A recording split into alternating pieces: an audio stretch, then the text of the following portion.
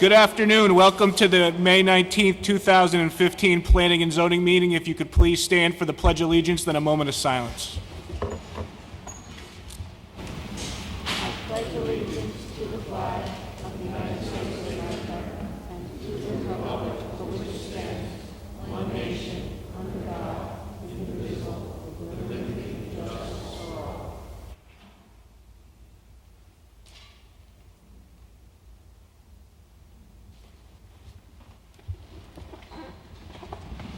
Could we please have roll call from left to right? Anthony Sutton. John Grant. Jean Servine.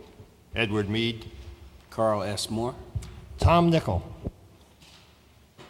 I am Ben Gettinger. Also present are David Sulkis, City Planner, and Phyllis Leggett, Board Clerk. The first item on the agenda is CGS 8-24 approval.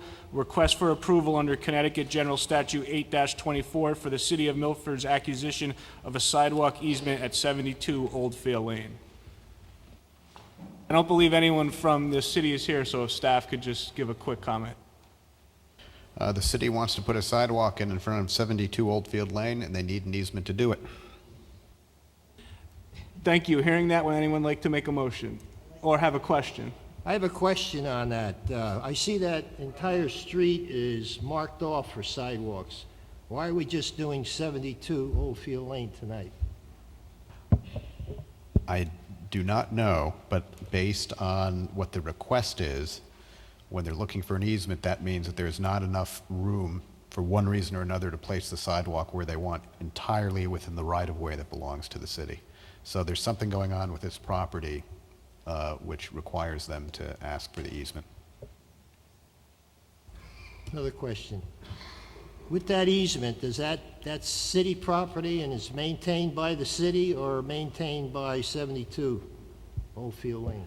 By ordinance, any sidewalk that's in the city, whether the city puts it in or a resident puts it in, the resident is responsible for maintaining it. Thank you. Any additional questions? Seeing none, would anyone like to make a motion? Mr. Nickel. Yeah, I make a motion to approve 824 for the 72 Oldfield Lane. I'll second. Having a motion and a second, any discussion on the motion? Hearing, seeing none, all in favor? Anyone against? The motion passes. The next item on the agenda is a street name change portion of Bick Drive. It's my understanding this application will be continued one way or another to June 16th, so that item is off the agenda. The next item on the agenda is new business, 17 Gardner Avenue, Zone R-5.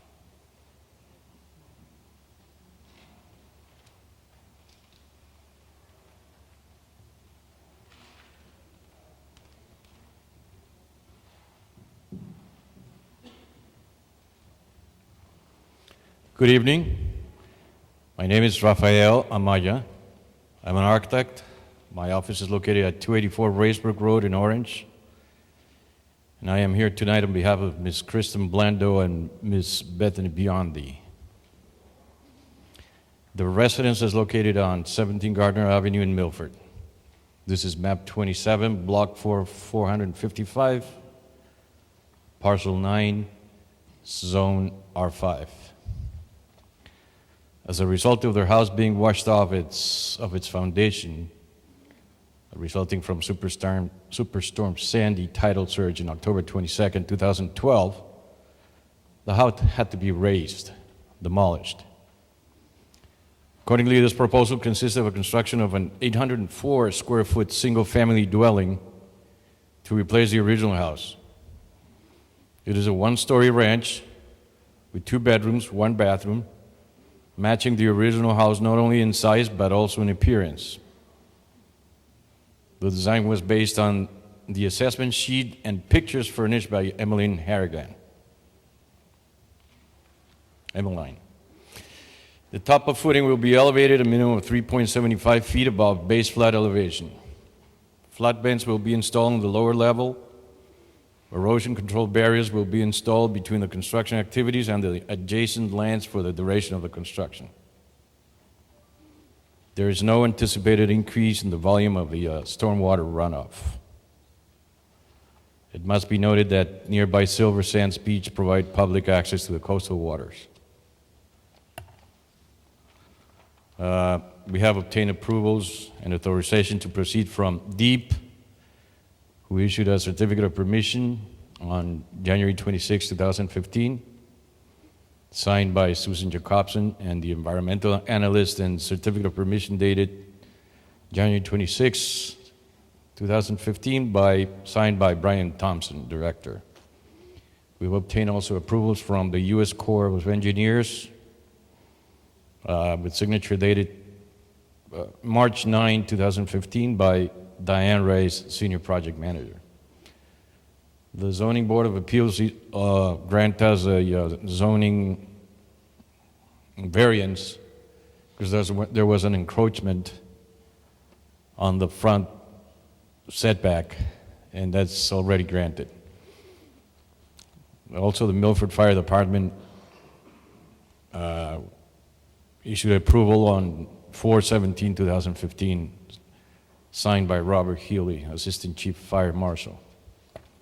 Right now, the only thing pending is there was some notes with the city engineer. We haven't responded with the revised site plan. He has not confirmed that he had received that site plan. His note was mostly that the driveway needed to have a concrete apron. Public Works essentially issued a note stating that they agreement with the city engineer. In conclusion, we are hereby requesting approval from this board to proceed with the work outlined tonight. As I said, the zoning, the house that we're proposing is basically the same house that was raised, except obviously elevated to comply with the FEMA and Department of Housing requirements.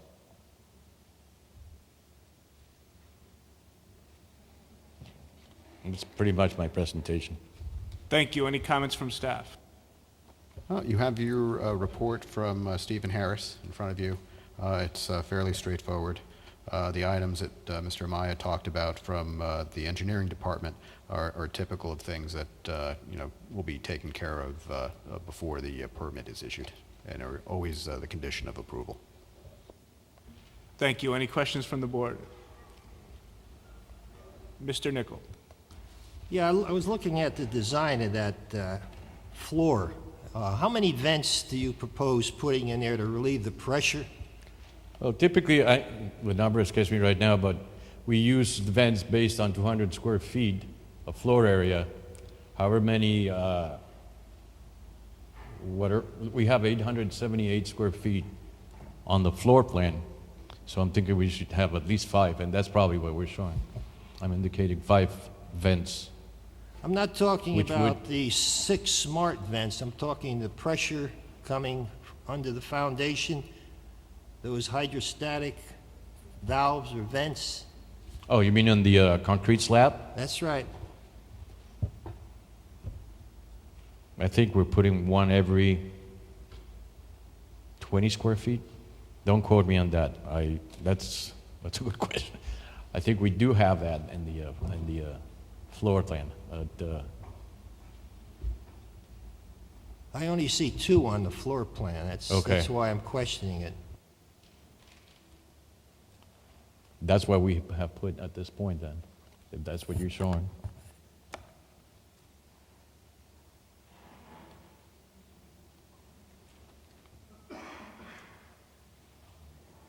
Any additional questions?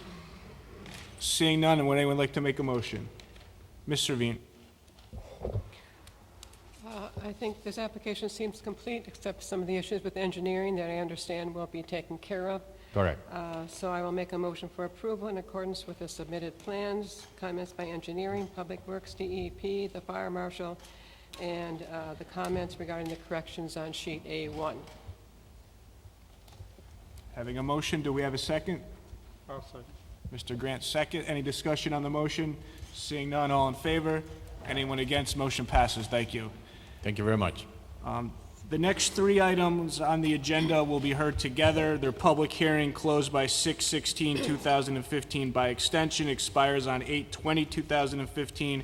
They are petition for zoning regulation change, petition for zone change, Wheelers Farm Road, East Rutland Road, and Wheelers Farm Road, East Rutland, Zone DO 25.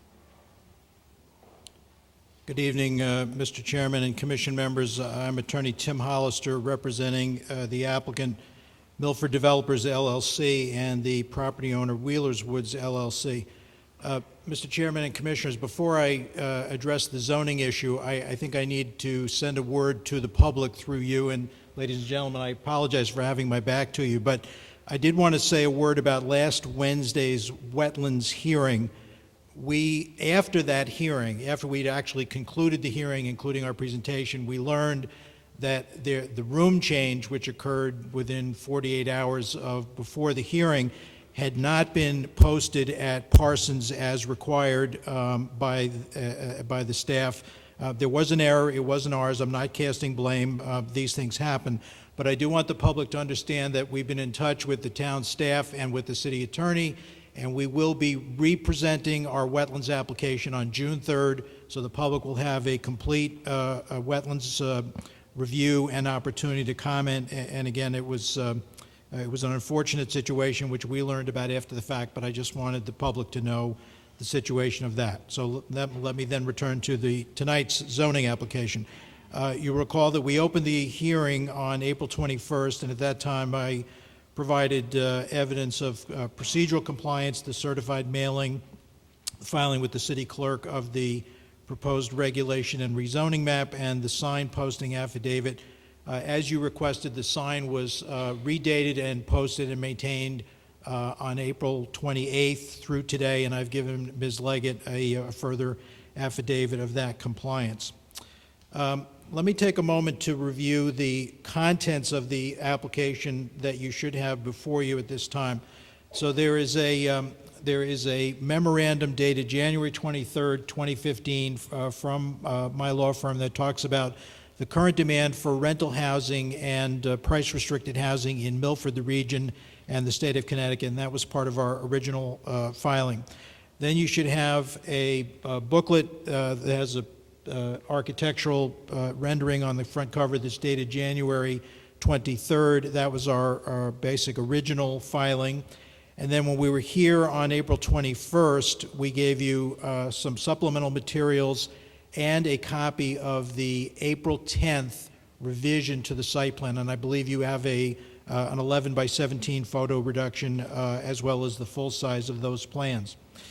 I've also passed out tonight through Mr. Sulkus a second supplement that has today's date on it, and you should also have received in your mailing package a one-page rendering of the signage, the location of directional and safety signage for the complex. I will note also that we received a comment from Mr. Saley, the Public Works Director, where he agreed with the city engineer's prior review. The city engineer's comments have already been addressed in the revision of the plans, so I think that's taken care of. And then finally, you should have a presentation outline, which we're going to follow for our remarks tonight. I will say that in the April 21st materials, I'm just going to quickly go through what's in that just in case you want to refer to it. We did receive comments in January from Mr. Sulkus, which we then made the plan revisions. So there's a list of the revisions that were done on the April 10th revision based on the previous comments received. Then item 3, and this is in the April 21st. There is item 3 is a traffic study addendum. We went back and did additional traffic counts because the counts in our original application were some 2.5 years old, so we updated the traffic counts for this application. There is a copy of the Sewer Commission's approval, a copy of the Fire Marshal's review and approval, a copy of the fire flows that were done for the water supply, both emergency and domestic use, copy of the city engineer's memo, which we've addressed, a revised affordability plan, which I'll come back to. Since we were in April as opposed to January, we have the so-called 2015 data from the federal government on income, so we updated the affordability calculations to reflect current data. There's a copy of item 9 is a copy of a memo that we prepared mostly for the Wetlands Commission on the impacts of rock removal. There will be some rock removal in a few portions of the site. And then item 10 is an overlay of the map of the office building that was approved in 1986 on this site, and you'll hear more about that from Mr. Gilmore. And then we've given you some chapter and verse about our earth moving plan, and then finally the professional resumes of the applicant team and the presenters. And then in tonight's supplement, which has 4 tabs, I have given you a one-line amendment to the proposed regulation, which I will talk about in my remarks. There's a copy of a draft conservation easement that we gave to the Wetlands Commission. And as I'm glad to say that the Conservation Commission reviewed the plan at their most recent meeting, and I think what we prepared as a conservation easement actually dovetails very nicely with what they have asked us to do. And again, I'll come back and tie up that detail. And then tonight, tab 3 of tonight's supplement is you're going to hear about parking ratios. I've included a recent article from Planning Magazine about overparking as a problem in planning, and then finally a copy of the Conservation Commission's resolution from last week. So just so you have an inventory of what is before you as the application. All right, so as you mentioned in the call of the meeting, we have the application has 3 parts: a proposed housing opportunity development regulation, a proposed which is a new zone, but very much modeled on your existing multifamily regulations, a proposed rezoning of the 26-acre subject parcel from predominantly design office DO 25, a small portion residence A, to HOD, and then site plan approval. Now, I know without even asking that one question that's on all of your minds is why do we need a proposed regulation for this site? And I thought I'd address that up front. I'm aware that there have been some 830G applications that have come before you permissibly with only a site plan. And my own view, and I've done about 90 of these applications over the past 25 years, is that the applicant, the municipality, and the residents and the neighbors all benefit from having a governing regulation that spells out the permissible uses, the allowable dimensions, and combines those with the affordability restrictions. If you don't have a governing regulation, then the site plan, if you think about it, really, if it's approved, really becomes a non-conforming use, which is never a situation you want to have voluntarily in the land use context. The rules become unclear, enforcement becomes unclear, and as an aside, not that you care about this, but if the applicant needs to apply for financing, it's very difficult to explain to a lender what is a use under 830G that's approved without a governing regulation. So my practice has been over 25 years, and I've seen it successfully done over and over, is that we always do a site-specific, and I want to emphasize site-specific regulation, which we have done in this case, and that is so the most recent version of the regulation is in the materials that are dated today, tab 1. Now, I want to stress, when I said site-specific, the intention is so that you can review a regulation that is applicable to the subject site and not have to review its potential implications for other sites in the city of Milford. Now, Mr. Sulkus, in the memo that I believe you have, a review memo of maybe 2 weeks ago, questioned whether we had sufficiently defined our regulation so that it was, at this point, it is only applicable to the subject parcel. And I thought he actually made a fair point. So if you will turn to tonight's materials, tab 1, on page 5, toward the bottom, you will see one additional line that I have added to the draft regulation. It says frontage on Wheeler's Farm Road. So that is intended to make it clear that the only the only parcels of land in the city of Milford that would be subject to this regulation are the parcel that we're dealing with. Now, you may wonder, isn't this spot zoning? The courts have told us in several 830G cases that when we're dealing with 830G, it is permissible, it is not spot zoning in order to tailor a regulation for a specific property. And so again, that is the approach that we have followed in this instance. If you like the zone the way we wrote it, you obviously have the discretion in future cases to apply it, but we're just starting with a very specific and very narrow regulation, so you don't have to worry about, well, how will this regulation affect other properties. Now, another aspect of our approach in this regulation is that the special permit procedures and Section 830G don't mix. I think my understanding is you've had some other 830G applications, and you understand that the basis is there a health and safety reason for denial? Special permits implicate the Commission's discretion. So the 830G standard and the special permit standard just really don't fit together. So what we have always done, and again, we've done this in probably 50 towns without an incident, is we do not approach these applications as a special permit. And in particular, earth excavation, which is often governed by a special permit, here and in other cases, we have written the regulation to require of the applicant complete compliance with all of the safety and the site plan standards of the earth materials regulations, but not the special permit procedure. So basically, we're trying to set forth the clear rules, the standards that are required of ourselves, which are your standards. We meet those standards, and then it becomes part of the site plan approval. And again, if during questions, if we want to go through that in more detail, I can. But I just wanted to give you the basic approach. Now, in terms of other reviews, we have approval from the Sewer Commission, the Fire Marshal, the City Engineer, the Tree Commission. As I mentioned, Mr. Sulkus has given us comments with which we have complied. The Conservation Commission, the resolution, tab 4 of what I gave you tonight, reviewed the plan, walked the site with us at least twice, and I would say that their resolution is they would like to see, they like the conservation easement, which Mr. Gilmore will illustrate for you, and they've also asked us to prepare what I'll call an invasive species or invasive plant management program for the conservation easement area, and we are prepared to do that. And as I mentioned at the beginning, the wetlands process will continue and hopefully conclude on June 3rd. We also, so we were at wetlands, we were at the Police Commission on May 11th. I believe we resolved 3 of 4 issues.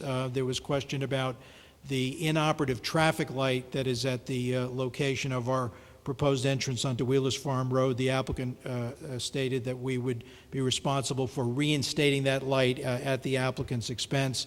There was, I believe, acceptance of our updated parking or traffic study, the traffic counts, and there was discussion about East Rutland Road, the emergency access, and again, this is both for your benefit and for the benefit of the members of the public.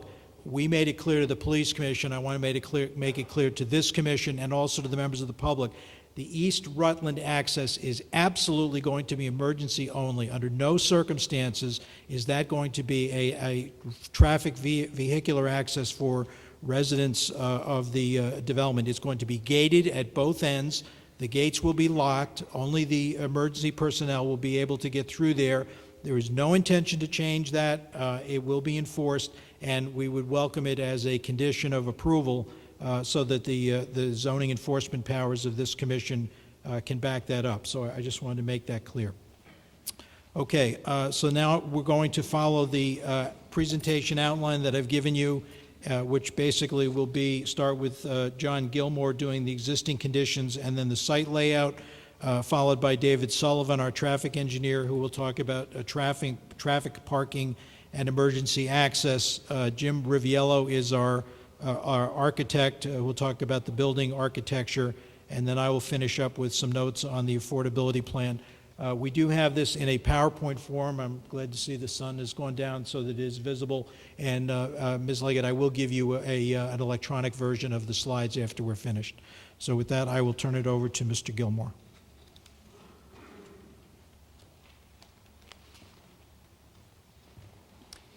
Good evening. For the record, my name is John Gilmore. I'm a registered professional engineer in the state of Connecticut, and I'm with the firm of Malone & McBroom.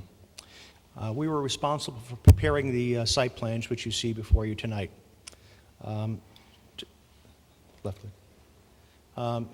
Just briefly, I just want to give you an overview of the project site. It's 26 acres in total. It has 165 feet of frontage on Wheelers Farm Road, where the existing traffic light is that Attorney Hollister mentioned earlier. It has an additional 95 feet of frontage on Wheelers Farm Road. That's in the location where the power line easement passes into the site, and I'll describe that a little bit in more detail. Additionally, as Attorney Hollister said, there's 30 feet of frontage on East Rutland Road. Right now, that easement is for a sanitary sewer easement that passes through our site. I'll describe that in a little more detail as we move on. I want to talk a little bit about the history of this site. I think it's important. As you can see in this photo, aerial photo from 1990, the site that we're developing is right in this area. You can see that there's a significant amount of disturbance that's taken place in 1990. And in the next slide is 2004. A lot of that disturbed area has begun to revegetate with invasive species, autumn olive, multiflora rose, and a number of other things. You can also see this building here in 2004. And that building is significant to us because it was part of an overall site. That is, there was a 40-acre parcel which included number 440 Wheelers Farm Road.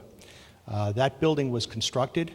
There was 2 proposed buildings scheduled to be built on this site from the 1980s. So this building at 440 was constructed. A second building in this location was never constructed. And I'll show you an overlay of our site with that building in just a moment. But if you can see from the aerial photograph that the building is here, their parking is here, and there's an access road that comes in to this point. This is a paved roadway coming off of Wheelers Farm Road, which is located here. There's also a parking area that is by virtue of an easement on our property for 440 Wheelers Farm Road. There's 116 spaces there. To be honest with you, in the past 3 years, I have seen very little usage of that parking lot. So the roadway is actually paved to about this point right here. Our intention is to extend the roadway up into the site and develop this portion. So as I mentioned earlier, there was an approved building slated for our site, and that building is shown here in the red tone. And you can see the outline of the previously approved parking areas and the like, superimposed upon the site plan, which is part of our application for our project.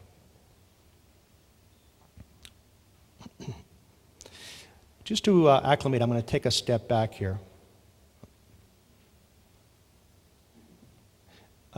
This is a rendering of the site plan showing the proximity of the adjacent properties.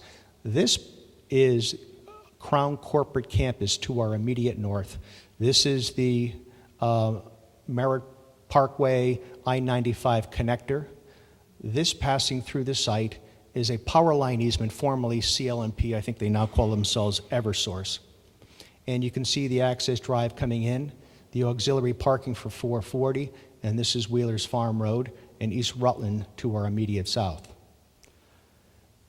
The site access drive comes to this location on Wheelers Farm. That's the location of the traffic signal, and directly across the street from that is Filanowski's nursery.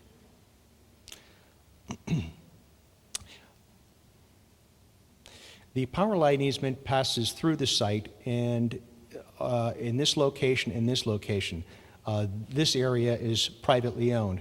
But the acreage of the power line easement is about 1.7 acres, which represents about 6.6 acres of the site. In addition to that, there are also 2 other encumbrances on the site in terms of easements.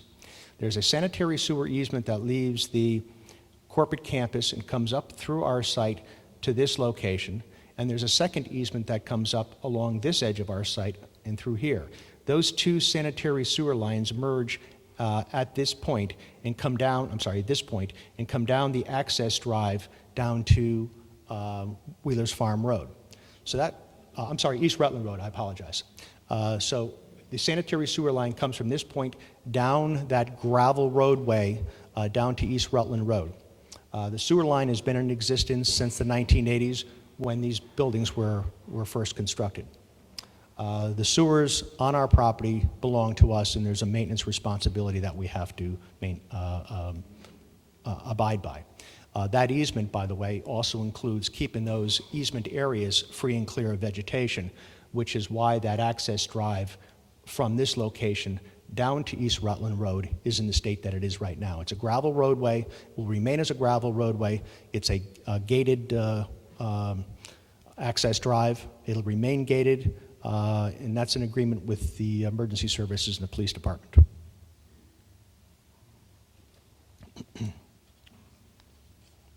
Just a little mention about the sanitary sewers. So a corporate office park has a sewer easement that comes through the site.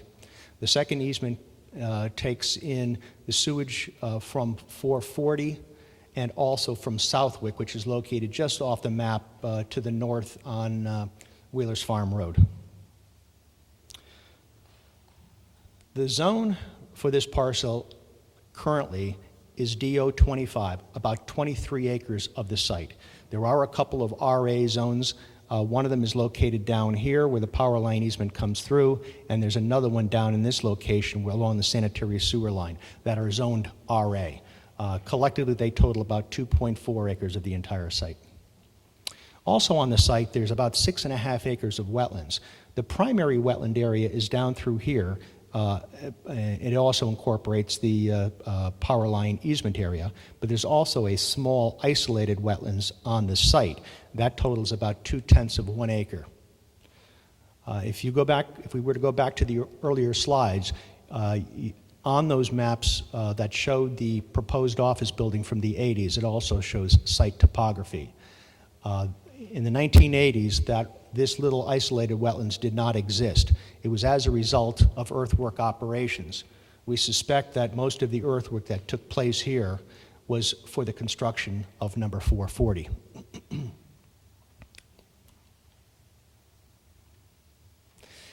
Access point to the site, and there'll be only one access point into the site. That's from the existing driveway that comes up alongside of 440. That'll be extended and looped through the site. While we have frontage here and here, neither of those will be used for permanent access to the site. The sanitary sewer easement that comes down to East Rutland, that, as I say, will be only for emergency access. The project site includes 9 residential buildings with 180 rental units. There's 62 one-bedroom units, 100 two-bedroom units, and 18 three-bedroom units proposed for the site, along with 7 garage buildings, and those are scattered throughout the site. So you can see some here, some in this location, one in this location. In addition to that, there will be a clubhouse with a pool located right here. And some of the buildings along this side have drive-under garages just because of the lay of the land. We are proposing 352 parking spaces. Of those 352, 290 will be surface spaces, and 34 detached garage and 20 attached garages under the units themselves. We propose to park the site at a ratio of 1.9 spaces per dwelling unit. As part of the application, we've made a complete lighting photometrics plan for the Commission's purview. The lighting plan has 53 freestanding decorative lights on 14-foot high poles strategically placed around the site. The lighting plan includes a photometric analysis of the light distribution throughout the entire site. There will be no residual light emanating from the site as a result of the site lighting.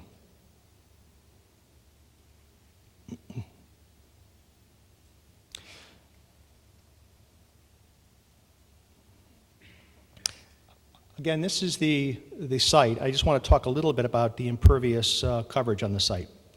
About 2.1 acres of the site, or roughly 8% of the site, will be encumbered by buildings, either the garages themselves or the dwelling units. 5.5 acres of the site will be used for the access road that isn't built from this point up through the site, as well as the surface parking. The total site coverage is about 7.32 acres of the site, about 28%, including the existing road that's built to this point, as well as that existing parking area. So the 28% site coverage includes both of those elements. This plan, which I'm somewhat out of order, shows a proposed conservation easement on the property. We're proposing a conservation easement on all the land that does not get utilized for development. That acreage totals about just under 12 acres. I believe it's about 11.5 acres of open space that's being proposed in a conservation easement.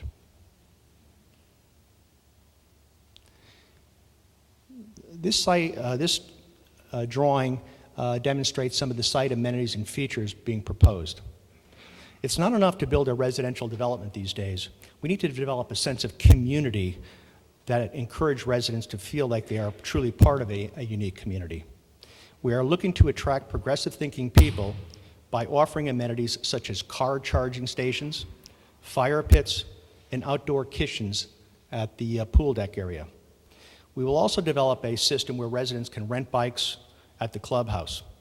Additionally, we are looking to bring art into the site and strategically locate that art throughout the project site, as well as incorporate sustainable green amenities such as solar panels and native plantings. As Attorney Hollister mentioned earlier, the Conservation Commission identified a number of invasive species which they want removed and replanted with more native plantings. Let me talk a little bit about the utilities on the site. Included in your set, this happens to be utility plan number 1. Just to orientate you, this is the sanitary sewer easement that comes in from Crown Corporate Campus, and this is the other sewer easement that comes in from number 440 Wheelers Farm Road. Our plan has each of the buildings will be provided with sanitary sewer. We have received approval from the WPCA for that connection for the flow to be generated by the entire project site. Water mains will be extended into the site. As Attorney Hollister mentioned, flow tests have been done on the existing water systems in the area, so we'll be bringing in water for both domestic consumption as well as fire protection. By the way, our project architect will talk a little bit about the fact that these buildings will also have domestic sprinklers in them. We'll also be bringing gas and electric service into the site. As part of the package, we've also included a signage and pavement marking plan which conforms to the state standards for pavement markings such as crosswalks, stop bars, stop signs. And there's also a plan showing wayfinding on the site. And wayfinding are decorative signs that direct people where to go, identifies the location of the clubhouse, identifies other features for directing people around the site.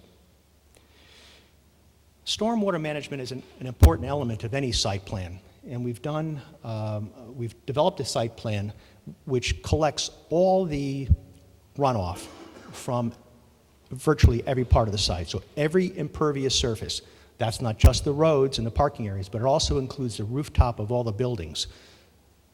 All of those areas, as well as the green space in between, will be handled with 3 stormwater management facilities. The single largest one is in this area. This is our main stormwater detention facility. Not only is it stormwater detention, there's a 4-bay area meant to remove some of the particulate matter and pollutants before it goes into the main detention facility, before then discharging down in this location. The entire site, or virtually the entire site, is part of the Weppawag River watershed. We represent about 0.2% of the watershed just tributary to Baldwin Swamp. Baldwin Swamp is just a portion of the overall watershed for the Weppawag River. In addition to this feature, we have another small detention facility and 4-bay area here. That's meant to handle a portion of this site here, part of building number 1 in the parking area, which we can't get into this area. There's a third facility located right in this location. That's not a detention basin at all, but it's a rain garden. The purpose for that is we do have some runoff coming in this area, largely as a result of that sanitary sewer easement.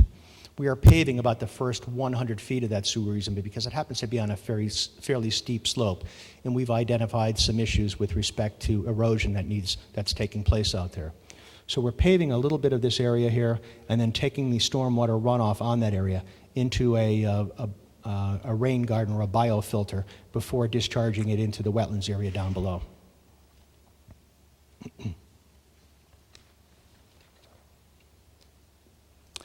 The project meets all of the Connecticut DEEP requirements for water quality, volume, groundwater recharge, and stream channel protection by mitigating peak flows and volume attenuation. The plan is to restore some of the degraded central areas on the site for stormwater management.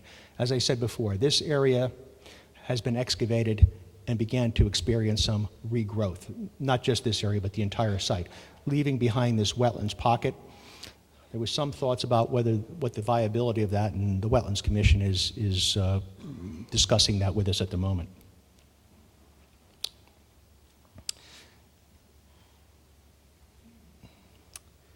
This plan represents the earthwork to be done on the project site.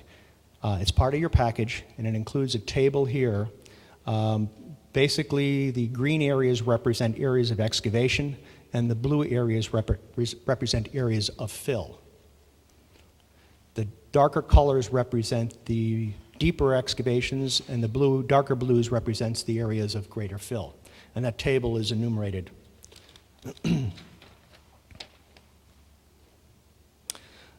As a result of this plan, we will be generating about 35,000, we will need about 35,000 yards of material in order to construct the plan. About 17,000 yards of that come from the excavations on site, those areas in green. In addition to that, we will be bringing in material to build the roadways. That will be the gravel and stone base and the asphalt. That's about 6,000 yards of material. The building slabs are made out of concrete, and the foundations and footings, those encompass about 3,500 or 3,400 cubic yards of material, leaving us with a net deficit on the site of about 8,300 yards. We will need to import material in order to build this project, and that's largely because of all the material has been excavated in many of the areas of the site down to bedrock. That 8,300 yards represents about 554 dump trucks of material that would be needed at the site. If you look at that over a 12-month period, which is probably the time frame that this would be built, it represents on the average about just under 3 vehicle trips per day, dump trucks into the site. Now, it's not to say that every day there'll be 3. Some days there'll be 10 and 12. Other days there'll be nothing. So just on the average, that's what we're looking at in terms of the amount of fill that would be necessary for the site. I think that concludes my presentation. I'm not sure if I should turn it over to Attorney Hollister, or I'm going to turn it over to David Sullivan, our traffic engineer.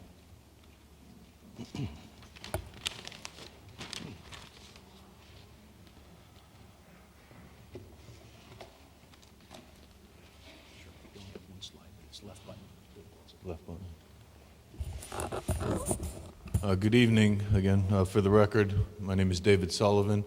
I manage the traffic engineering group at Milone & McBroom, registered engineer in the state of Connecticut.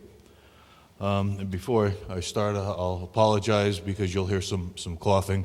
I made it through one of the coldest, snowiest winters without a sniffle, and now the weather's 70 degrees and sunny, and I got a cold. So.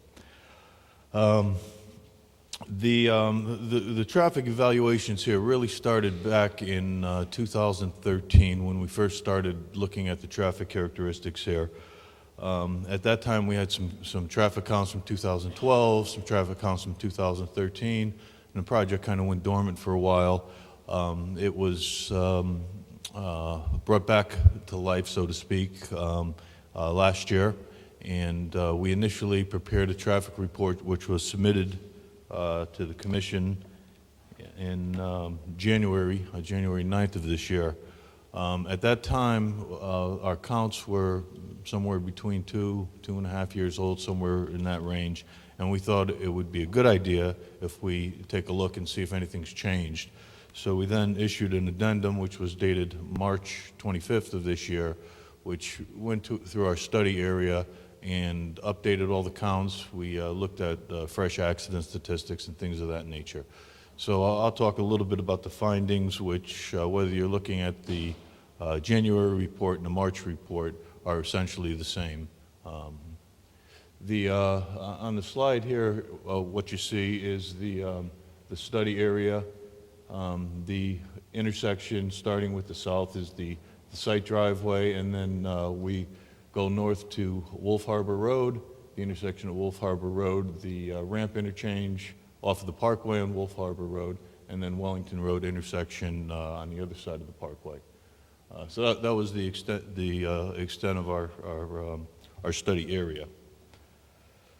Our traffic analysis focused on morning and afternoon peak hours. Again, we counted these in 2013 and again in 2015. And you'll see in the March report, there really wasn't much difference. Some movements went up, some movements went down, but essentially they remained pretty much the same on a whole. We relooked at accidents. There is no pattern of accidents or frequency of accidents that we found to be unusual out here. So again, the updated accident analysis was confirmed those things. Then we looked at what the future conditions would be, future conditions without this development and future conditions with this development. The future conditions without the development are background traffic volumes, and what we do there is we put a normal growth onto the existing counts we made out to the projected opening of the project.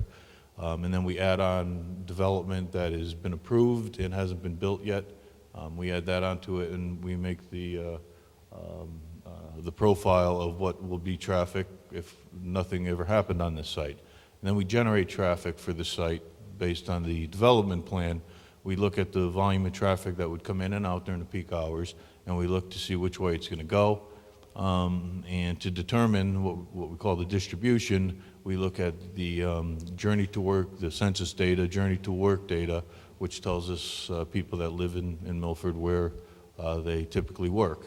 And that's how we assign them to the various cardinal directions and intersections and things of that nature. In this particular case, we estimate that during the morning peak hour, we'll be generating just short of 100 trips, around 95 trips. Most of those will be exiting the site in the morning. In the afternoon, about 115 trips. With the reverse polarity, so to speak, most of them will be entering the site, coming home from work. Then we analyze the various intersections there and make an estimate of what the traffic conditions would be with and without this traffic. And you can see up there, as you go around the intersections, they're generally at levels of service A, B. The lowest level of service is C. In case anybody's not aware, levels of service are estimates of delay and inconvenience that motorists experience when they come to intersections. They go from A to F, and C is what would be considered a typical. Anything better than C would be very good. So you can see not only are they generally good levels of service, but there's no impact as we go from background to combined conditions. So in general, our conclusion through the traffic impact is that this site can be developed as proposed, and it will not add to any safety concerns. It will not create any safety concerns, and operationally, the area roadways could handle it. A couple of things in addition to the report. First thing is this site with the 2 office buildings, only one of them was built, of course. There's another one, a total of 300 and I believe it's 17,000 square feet of office, which about half was built. is currently certified by the Office of State Traffic Administration. So we will be going back to them for a land use change. But putting that in perspective a little bit, another 167 or another 100, nearly 167,000 square foot office building would generate somewhere in the neighborhood of 3 times the traffic that this residential development would be generating. So I just point out that OSTA, Office of State Traffic Administration, will be looking at this as a land use change and evaluate the impacts, particularly as it relates to where it meets state highways and ramps and things like that. And the the last thing, the last 3 things is Attorney Hollister mentioned that we did attend the police commission meeting, which this was tabled. I did talk to Lieutenant Dumas, and there were really 3 areas that I think that, well, he relayed to me. One of them had to do with the use of the access out to East Rutland, and clearly that will be emergency access only. There's never been any intention of putting this development traffic out to East Rutland. Second thing had to do with the traffic signal. It's interesting because there's a lot of things going on with that signal, and it took us a while to, and we still haven't fully pieced together the full history of it. But at some point, the traffic light was originally installed in what we call full colors, where it goes red, yellow, and green. At some point, it was put on flash. At some point, one of the signal heads, it looks like it might have been hit by a truck or something. So instead of having 3 light bulbs, it's only got 1 on it if you're driving northbound. And we understand there was also an electrical fire in the controller at some point. So basically, right now, there's equipment up there, totally non-functional. There's been stop signs provided, and the police lieutenant indicated that it would be their preference to have that signal brought back to life. That could be a significant cost of upwards of $100,000, but the developer has agreed to do what it takes to get that back working. And the last thing has to do with parking. And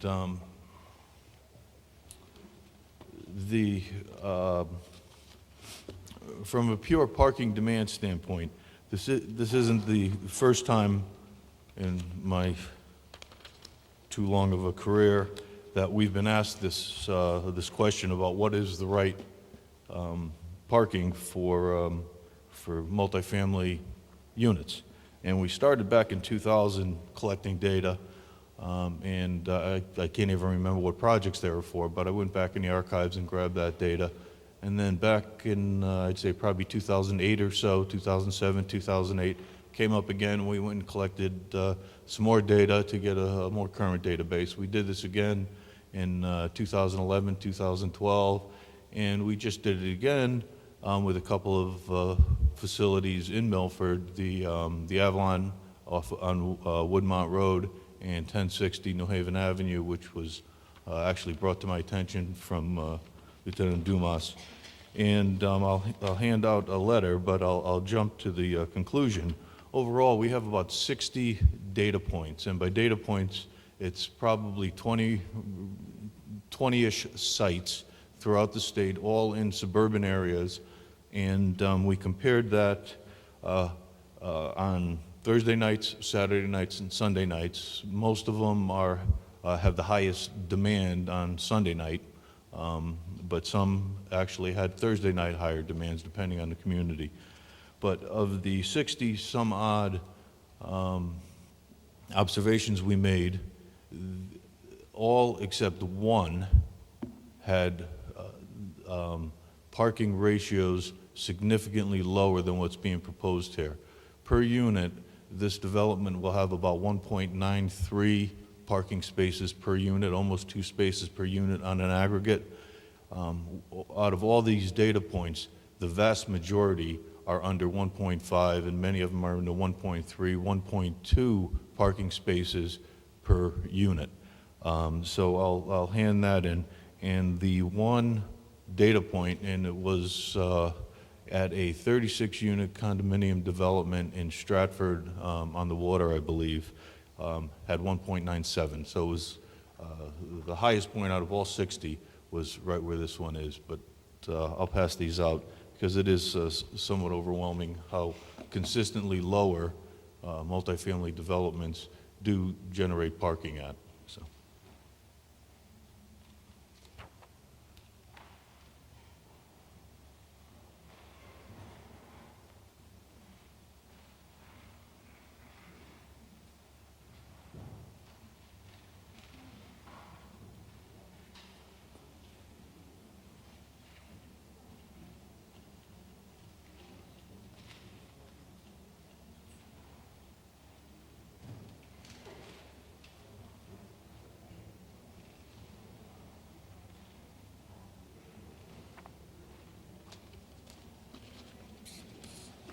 And I believe that concludes my presentation. Thank you.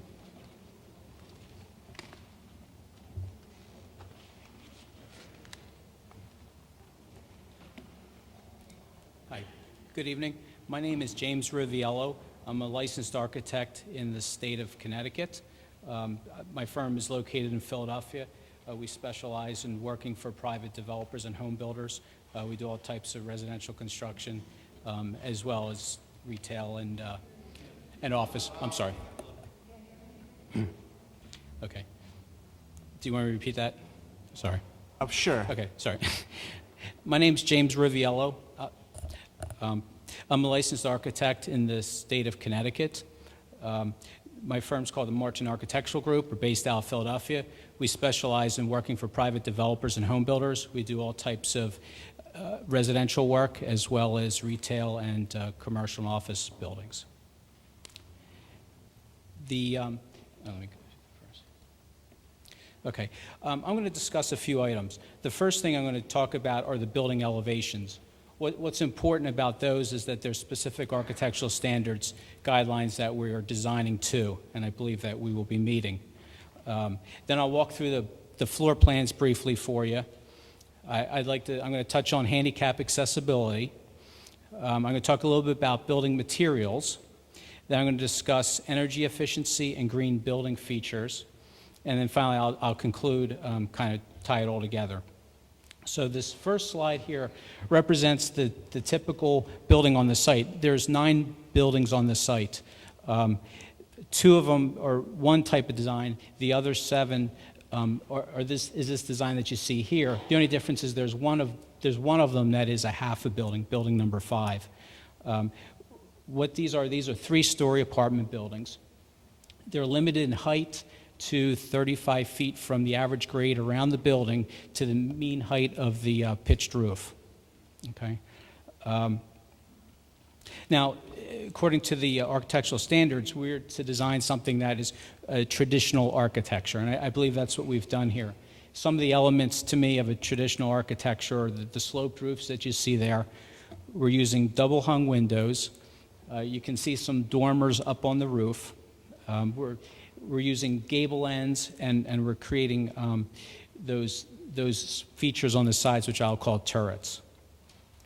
The building, it has a base, middle, and top, meaning that we have a lot of brick on the front facade, which is the top elevation. As you move around the building, you'll see that we wrap that brick around that turret on the side, and then we continue around the building with a brick base. The nice thing about having a brick base is it's really good for maintenance, so you don't tear up your siding or that type of thing. And really, it grounds the building. Now, the way this building works is that it's an apartment building. There's 2 entrances in the building there, and one serves one side of the building, one serves the other side. There's a firewall in the middle, so technically it's 2 buildings. You have 4 dwelling units around each stair per floor. So what you do is you can see in the center of the building there's those 2 gables with those white stripes. Basically, they're boards. And that's where the porches are. To the right and the left of those, you'll see a balcony.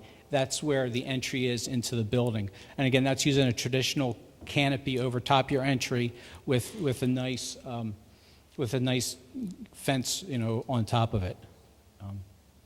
The other thing we've been careful to do is to establish some verticality to the elevation because it is a fairly long building. By those turrets on the ends and the verticals at the porches, it really breaks up the massing facade. I think makes a really nice traditional elevation. The other thing we're doing, if you look around the sides and the rears, we are using vinyl siding. However, the vinyl siding is being used within the flat facade faces. On the corner boards and the trims around the windows or other penetrations, we're going to use a nice solid trim piece, which the vinyl butts into. And when you do that, it really pops the features out of the building. It does, you change that color as well. If you ever seen some of the vinyl-sided buildings where everything's all the same color and it looks very homogeneous and there's no trim at the windows, we've totally avoided that. So it looks very traditional. Okay, the second slide is the top two elevations are what you had just seen on the last slide. What we're demonstrating here is there's a number of buildings 3, 6, and 7, and also building number 5, which are close to the Milford Parkway. So what we've done on these elevations is we've added a little more brick to the back and the sides of it because I think it's sometimes of the year you'll be able to see through the vegetation, and we want to add a little more brick to those facades. Okay, this is a slide of the elevations of buildings 8 and 9. It's a little different in that these are the buildings that have the individual garages with it underneath the building. You can see the garage doors in the front. It's a combination of 2- and 3-story. You can see the 3-story in the center and the 2-story on either end. There's 4 dwelling units in the center of the building. They're 2-story units. And then you have the 1-story units on either end. And on the back of the building, you'll have 4 units as well. Now, if you look at the middle elevation, you'll see there's like a colonnade going here.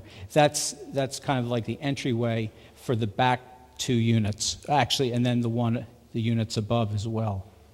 And then there's a breezeway through the center. If you look at the top elevation, the very dead center, that's how you walk. That's an open breezeway through the building, which has access to those middle units.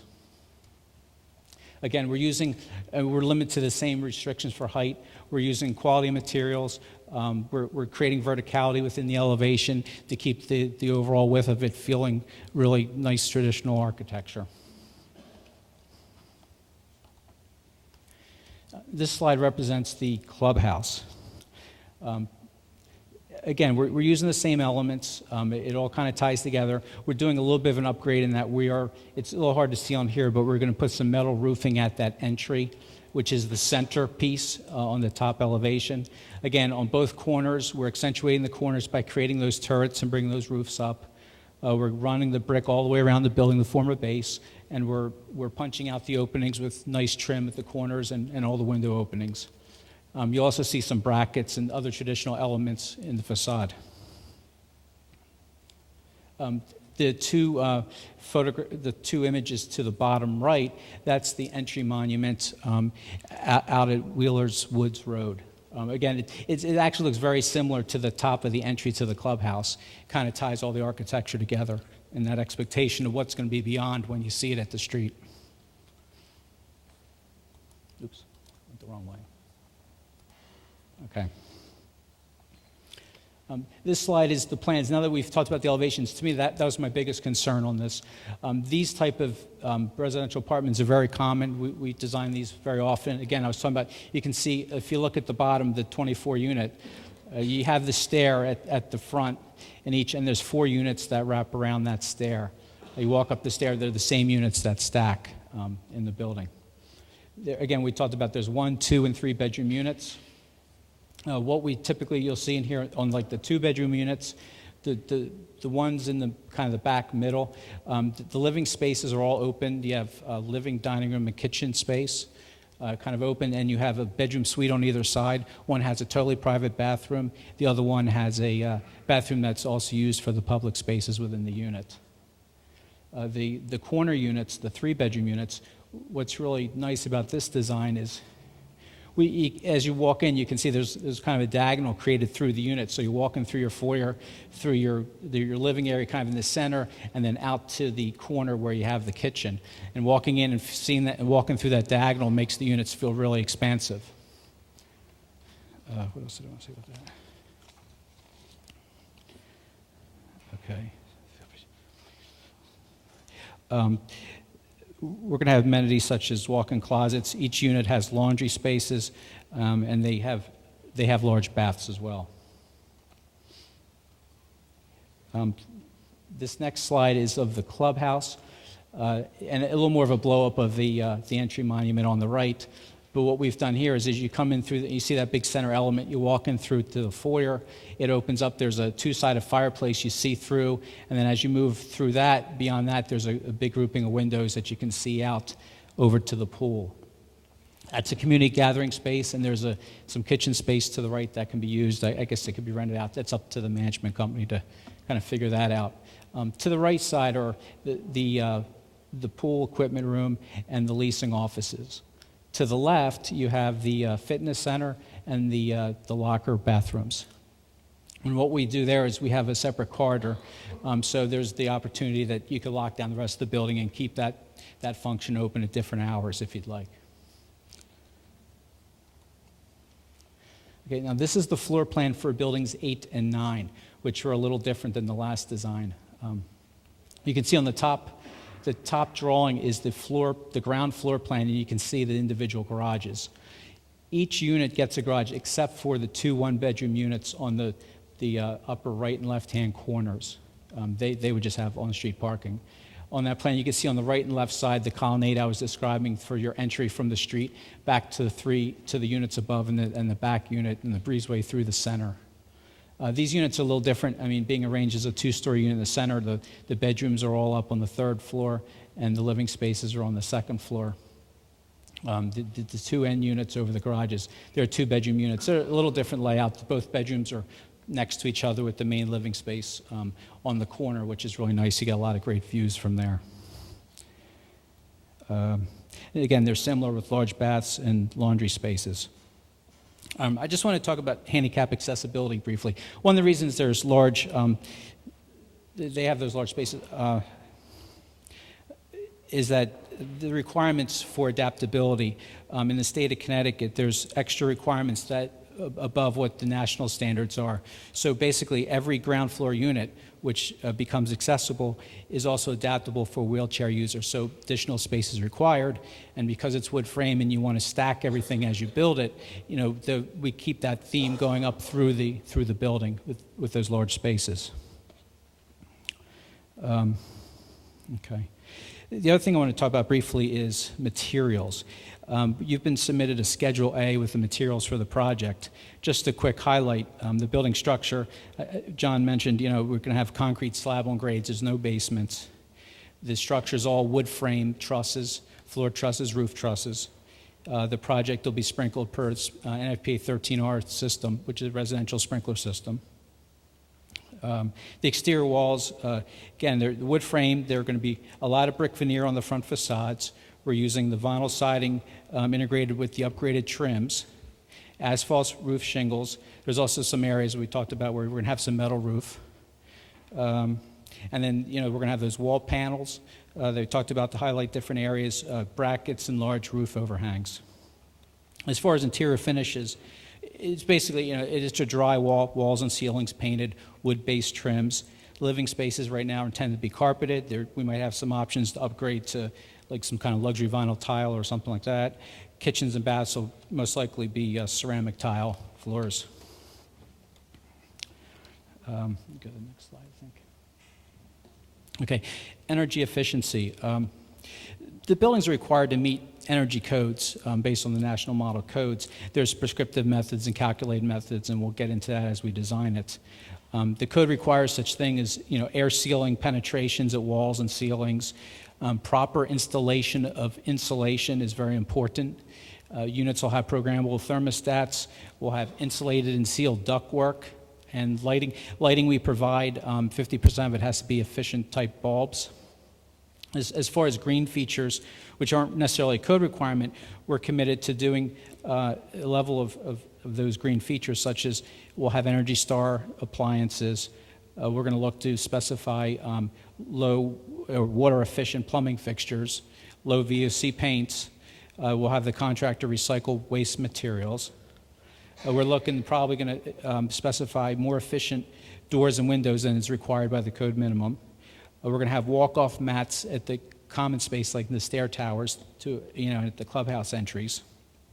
We're probably going to have hard floor surfaces at entry points in units instead of carpeting that gets really dirty. And then we'll try to use durable materials where we can that are going to hold up over time. So, obviously we've looked at the Section 516 compliance, and what it says here, the purpose of it is to promote higher quality and visually appealing buildings using natural materials in their traditional forms. I believe we have done that, and that's the direction we're designing the project. In addition, there's going to be some dumpster enclosures on the site. I don't really have a drawing of that at this point, but we're going to use materials that are consistent and match the rest of the theme of the community. Utilities are going to be located underground, and we're going to keep meters off of the front of the building. So that pretty much concludes my thoughts on the design.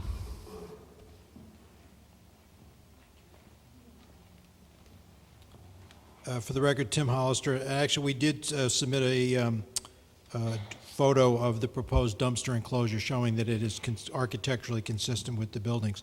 So I'm going to finish up our presentation. We try to aim for about 75 minutes in these initial presentations, and I think we're pretty close to that schedule. So the residential program, as you heard, 62 one-bedroom apartment homes, 100 two-bedroom, and 18 three-bedroom. Now, as far as the unit square footage, which I don't think Jim specifically mentioned, but let me just give you the numbers. The range of square footage of the one-bedroom units is between 658 and 902. For two bedrooms, they range from 1,025 to 1,529, and I believe the 1,529 are those two-story units that Jim talked about. Then the three-bedroom units, of which there are only 18, will all be 1,350 square feet. The market rents, remember this is the market rate rents, so these are projected, these are not restricted by formula. The projected market rate rents are for the one bedroom $1,700 per month, for two bedroom $2,200 per month, and for three bedrooms $2,400 per month. So then in terms of the so-called affordability plan, which again is tab 8 of your April 21st supplemental materials, we have 54 of 180 total apartment homes that are income and rent restricted. They are interspersed throughout the development, and Schedule B in the affordability plan actually goes through the floor plan and designates which units are affordable, so they are spread out throughout the buildings, throughout the development, and throughout the bedroom types. So the 30% is spread out. And then just to show you now this is applying the state regulations for affordability. So these are the maximum household incomes for the various unit types. So we have 60% of median area income and 80%. So of the 54, 27 of the units will be in the 60% band and 27 will be in the 80%. So let me just read off the numbers. For the one bedroom, 60% of median, the maximum qualifying income will be $38,880, and the rent without utilities will be $822. Two bedroom maximum income 60%, $46,656. Maximum rent $1,016. Three bedrooms maximum household income $53,914. Maximum rent $1,198. Then at the 80% level, one bedroom $51,840, $1,028. Two bedroom $62,208 with a maximum rent of $1,307, and three bedroom $71,885 with a maximum rent of $16.47. Last thing I'll touch on is I know you're interested in the issue of so-called moratorium points. I gather it's been an issue, and I'm assuming you're basically conversant with this, but this is 830G. This is a state statute, provides that when a town has achieved a certain number of points by creating rent-restricted or price-restricted units, you get a moratorium, a 4-year moratorium on these 830G applications. So I did a calculation, and Mr. Sulkus and staff have informed me that Milford's belief is at this point, with some input from the Department of Housing, that you need 118 points. This development, as proposed, will achieve 126 points. So this development by itself will, if the 118 is your current need, will give you 8 more points than are necessary. And I'll just give you the numbers. So we have 27 units at 80% of median rental, 1.5 points per unit, that's 40.5.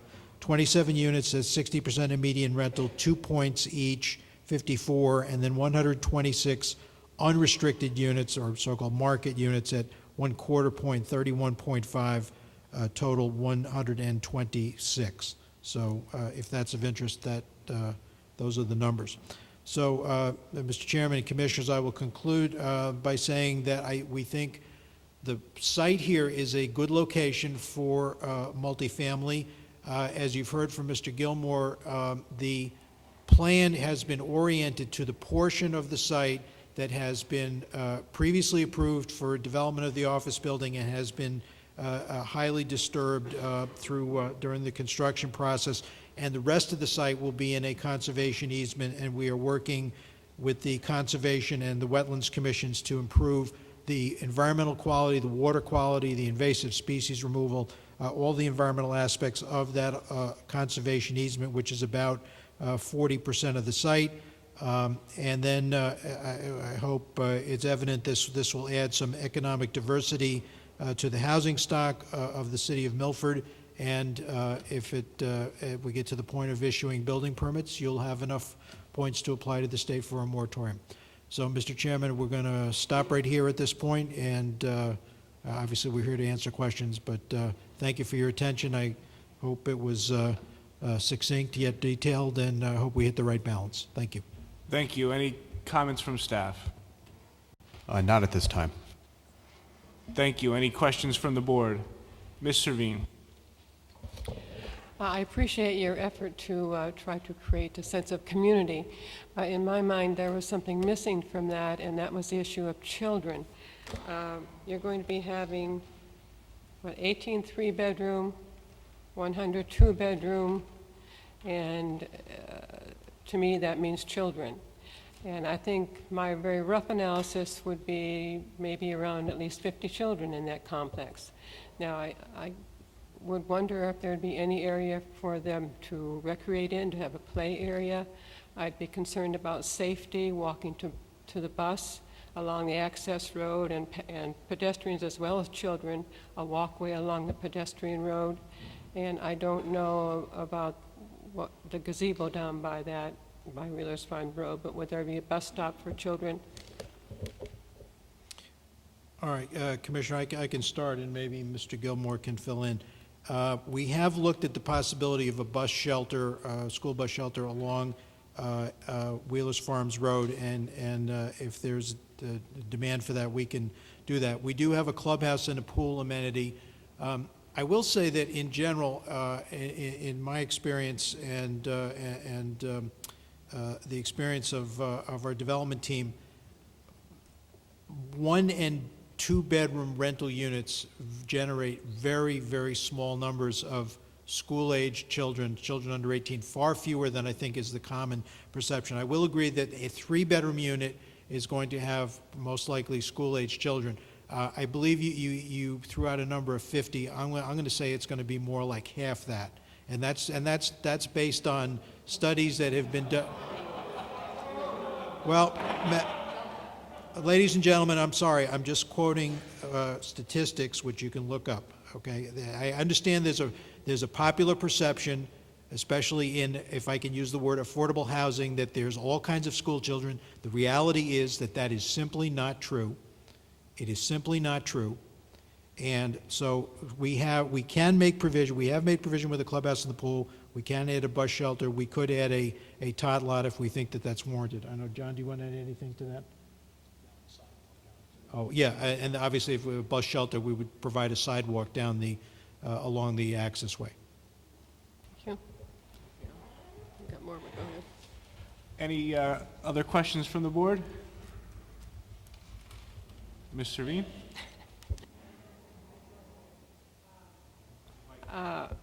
With this new zone that you're proposing, right now you comply with all of the regulations of that HOD zone, and I understand, maybe it's incorrect, but I understand that it helps your financing, the possibility of the financing you would need for the project. I'm still unclear, if you could be more specific for me, exactly how this would benefit the city of Milford.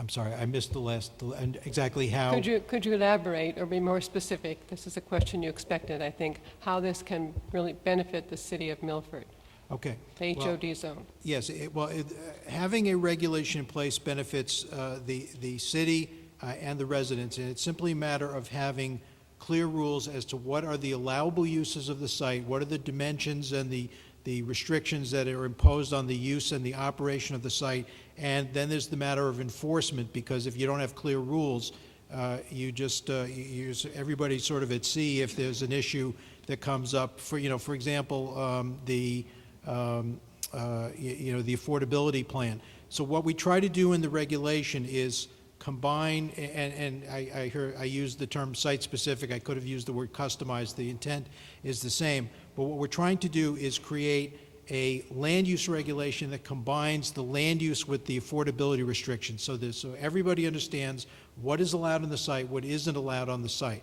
Now, I do understand. I think that usually when we propose a regulation in connection with this type of development, the issue is what happens if this regulation is used for other sites in the town, and that's why we try to make it site-specific. And again, the spot zoning is not an issue. And then, as I mentioned, it does also have a practical implication in that if the applicant needs to obtain financing. But I guess maybe the other way to look at it from a negative standpoint is if you don't create a regulation which you have an approval of a site plan, but it's really a non-conforming use. And if you think about the provisions of your non-conforming use regulations, and it's basically the same in every town, those are, a non-conforming use is supposed to disappear. It's not supposed to be repaired. It's not supposed to be maintained. It's supposed to essentially terminate. And you don't want, neither you the city,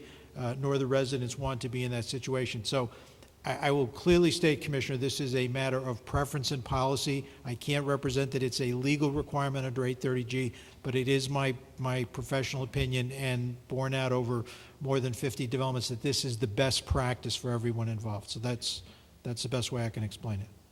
Okay? And if we approve the application, but not the HOD, not the zone change, would that make a difference to you then? Well, yes. If you approve the site plan without the regulation, ladies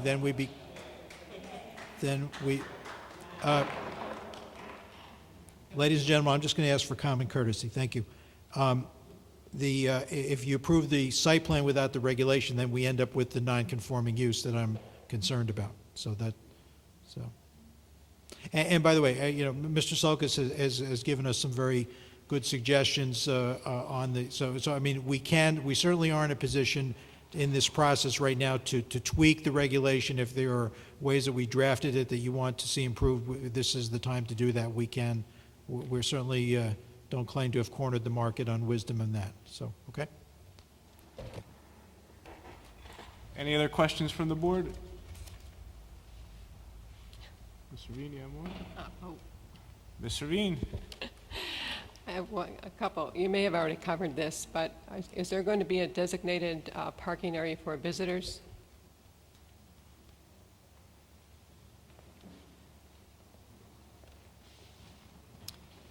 John Gilmore for the record. No, the 1.9 are spaces per unit is applicable throughout the site. So there's no designated spaces that'll say V for visitor on it. And I just do have one more question. It has to do with the report from the Conservation Commission. You're in agreement with taking ownership of the care of the conservation easement? Any further comments from the board? Seeing none, we will open this up for public comment. If you could please listen to our procedures, if you could approach the podium, clearly state your name and address, and please spell your name for the record. Address all comments to the commission. If your comments have been previously presented, please refrain from repeating. You could simply say that you agreed with or disagree with prior comments. State your comments in a clear and succinct manner as possible. And the most important rule, could you please keep your comments to under 3 minutes? We will start with people in favor of the application. If you're in favor of the application, please approach the podium. Seeing none, if you are opposed to the application, you could approach the podium. Good evening, board members and all citizens of Milford concerned with the well-being, safety, and health impact of this proposed development. My name is June O'Connell. Do you want me to spell it? O''Connell. I live at 102 East Rutland Road and have lived there for 38 years and in Milford my whole life. I respectfully request that you please deny this proposal for many reasons, not just environmental protection and preservation of our natural resources or the detrimental impact it would cause the surrounding wetlands. I want to also submit I have almost 500 signatures that are against it, and we only took 3 to 4 days to get this.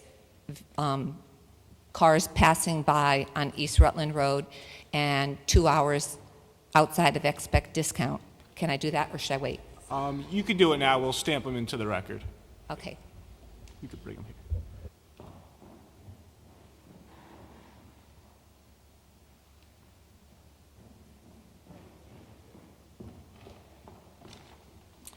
Okay, I'd like to first address the traffic safety conflicts.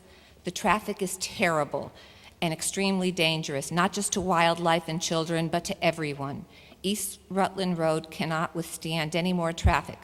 There are times it takes me 15 minutes just to get out of my driveway.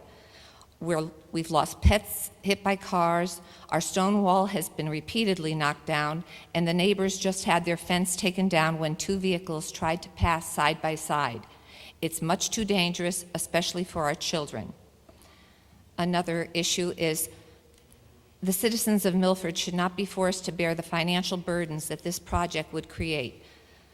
We'd probably have to build a new school, pay for more teachers, need additional emergency equipment and personnel, widening the roads, jeopardizing our sewer disposal capacity, and most importantly, affecting our health. I know neighbors that have applied for 2-family housing, to change their house to a 2-family, and they were denied because it was not conducive to the rural setting. And apartment buildings certainly aren't. Please ensure that the permitted use is in harmony with the general zoning plan and not let it affect our neighborhood's well-being and safety. The third issue is the sewer disposal capacity. Residents here have paid for and are entitled to hook up to the sewer line. Many residents haven't yet connected, but we all have to at some point. Why should a developer who has not paid come along and fill up our sewer? The building that he's discussing in front where WPLR is only has a couple of offices rented, so there's very little sewer flow coming from there. But we shouldn't have to pay for their sewage. Fourth, but very, very important, is the stormwater runoff. Stormwater runoff would create a huge negative impact to the surrounding areas and wetlands. Were flood plan studies done, were full environmental assessments done and reviewed by DEEP experts as it relates to multifamily housing projects? We have massive amounts of stormwater runoff and extremely high groundwater levels. Some people have in their yards water and or mud throughout most of the year. The clay in our yards keep the water pooled, the mosquitoes breeding, and creates a very unhealthy environment, especially for our children. Please know that the health and safety issues in this particular case far outweigh the need for affordable housing. I feel confident that should an appeal be made, a judge or court would see the existing problems we already face and have been dealing with. I believe they would rule in favor of our health and safety and that of our children. Thank you very much. And to Mr. Hollister, we don't want to be the sacrificial lamb for the point system. Thank you very much.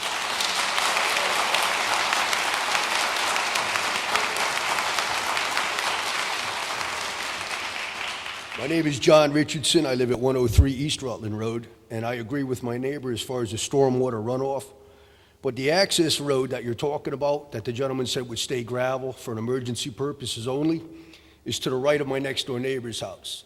Now, East Rutland Road in the wintertime becomes very narrow, not because the plow is full, but they have no place to put the snow. There's no way on a good road a fire truck would be able to make that swing and make it up that road if something happened between East Rutland Road and the traffic light this gentleman was talking about. Because the closest fire department we have would be at the bottom of High Street by the post road. So what would happen in the wintertime if something happened and a fire truck had to get up there? It would never make it up that road. That's just, that's the only point I wanted to make.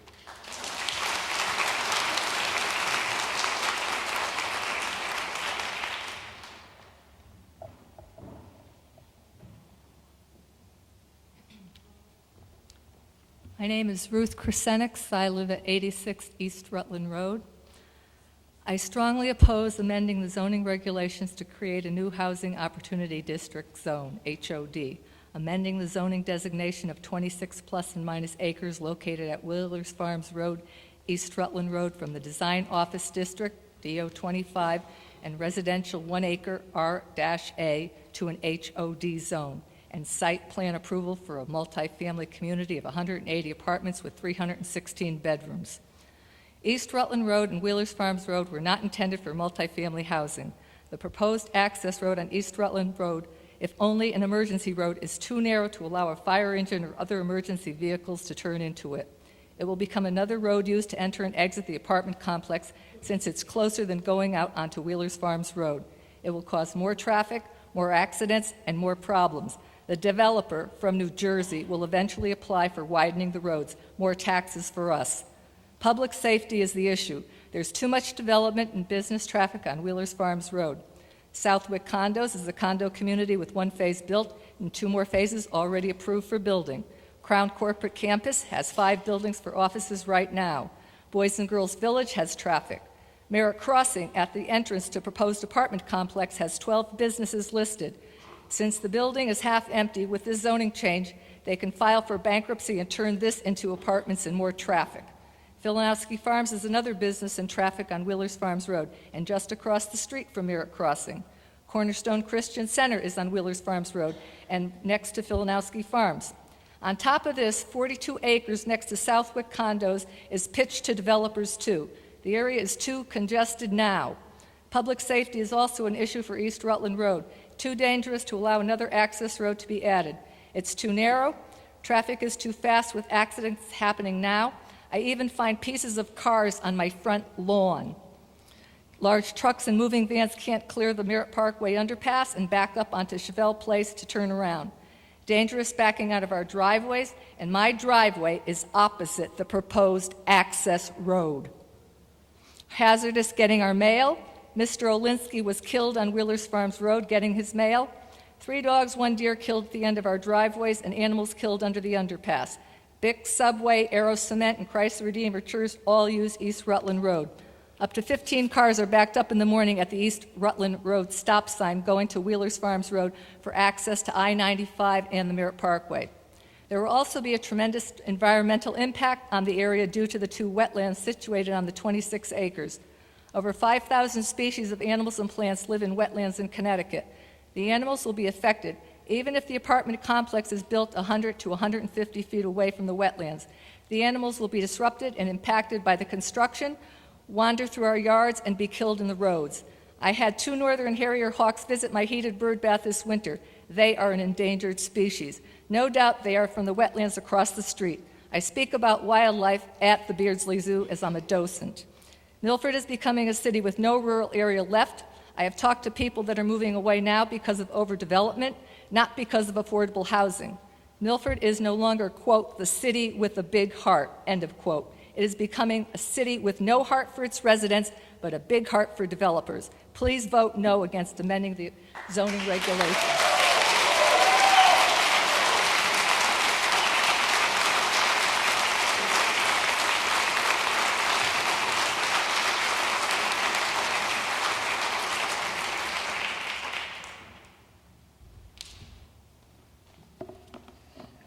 Good evening. My name is Michael O'Connell, Oconnell, and I live at 102 East Rutland Road in Milford, where I've lived for the last 38 years. I'm going to go with this a totally different angle than everybody else is, and I'm going to plead to the board for compassion for the residents that now live in this area. I'm not very good speaking in public, so I'm going to read from a letter that I wrote. Dear board members and every person who lives in Milford who will be affected by this development, and trust me, this development will affect everyone who lives in Milford. I don't know why you people sit on a board. I don't know how much money you get paid, but whatever it is, it's not enough. It's zero. It's not enough. I'm telling you right now, I would not want your job. I'm here tonight because I'm not in favor of this project, and neither should you. My guess is that you sit on this board because you want to protect and preserve the well-being of the great city in which we all live, and to enforce the zoning regulations put in place by the generations before us who are trying to protect us from exactly this type of thing happening. There are many people in this room tonight that are giving you many reasons of why this project should be stopped. If this project was proposed without the stipulation of 830G, you would never allow this zone change to happen. But because the state of Connecticut has backed you into a corner, you're not really sure what you should do with this project, and I understand that. Vote no. I'm sorry. Vote no like you know you should, and let this go to an appeal before a judge. There are some things that even a judge cannot ignore. Also, keep in mind that if you allow this project to go through, you will be opening a Pandora's box up and down Wheeler's Farm Road that you will never be able to stop. The most desirable area in this town will quickly become the most undesirable area in this town. Please, I implore you to vote no. Your children and all the generations that will come will thank you for it. Thank you for your time.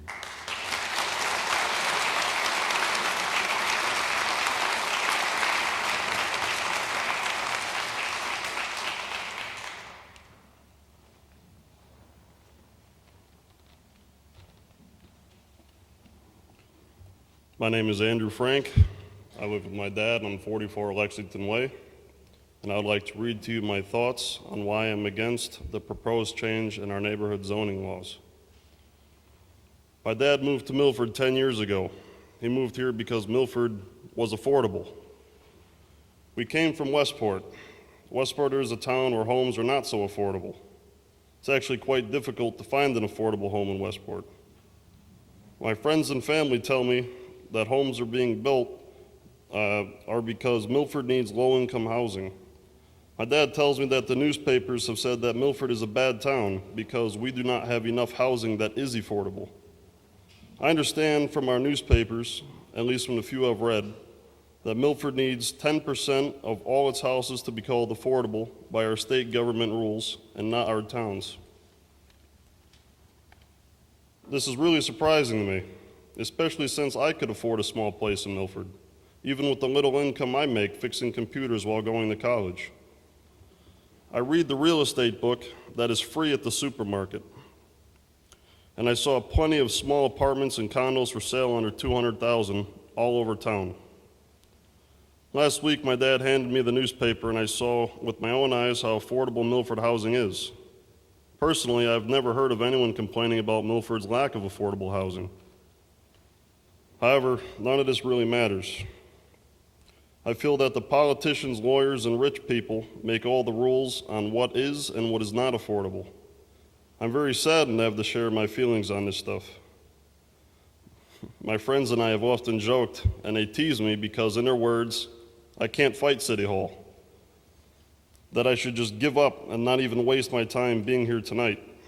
Yet here I am, right before you.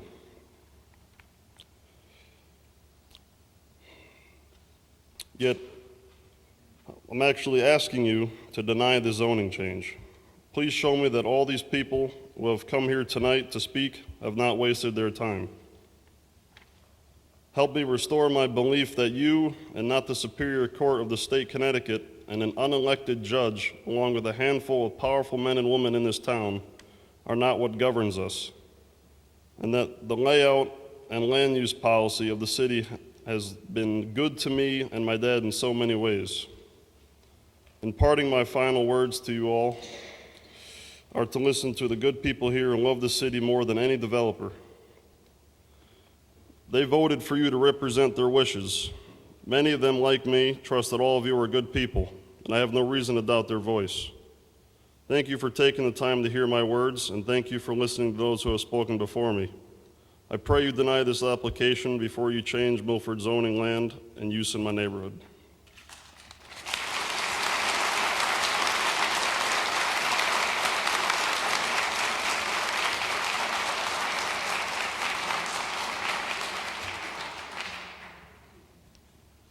My name is Edmund J. Ramos. I live at 139 Pine Knob Terrace in Milford. My life in Milford started in 1939. We moved in from Bridgeport on the first house on Wheeler's Farm Road on the left, a small farmhouse. The biggest thing on Wheeler's Farm Road then was a two-horse-drawn wagon. Today,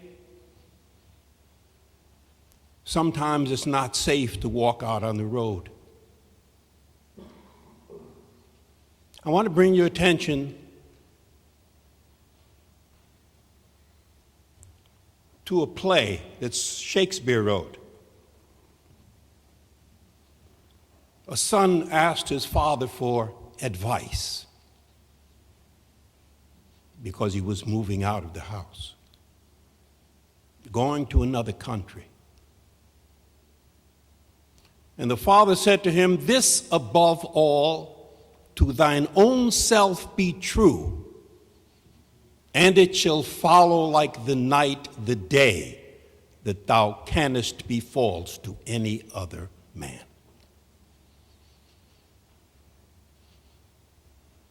Put those words in your mind. Your board, this zoning committee, represents the city of Milford and the things we stand for. Stop and think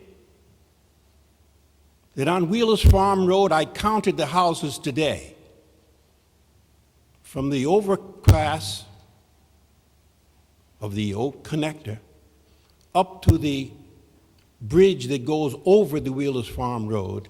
In that area, there are 33 houses. If you number 3 residents in each house, we have about 150 people. By approval of this zone change, with these apartments on 26 acres, you will not only double the population in Wheeler's Farm Road, you will triple and quadruple. And with all of that, you mean to tell me there's not going to be a traffic problem when there is today?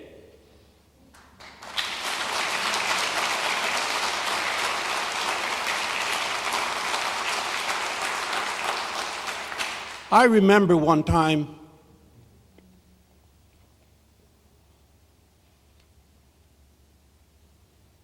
we were talking about Milford.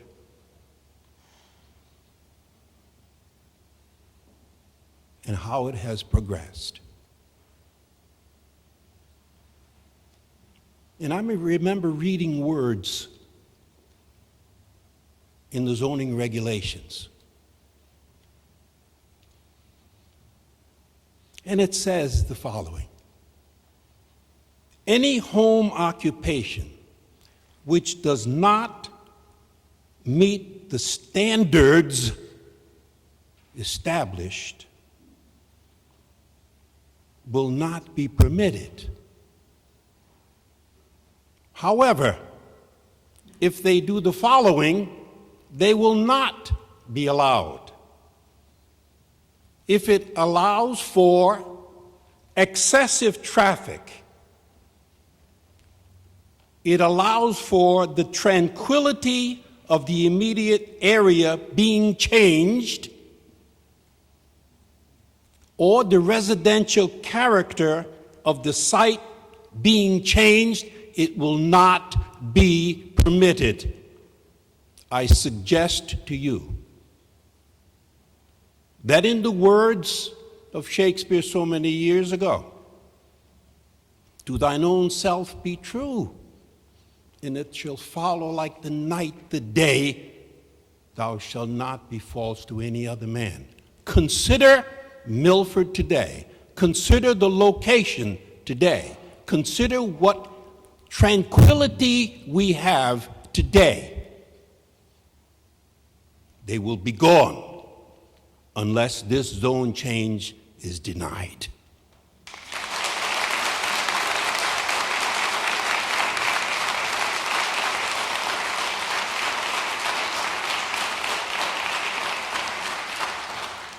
How do I follow that?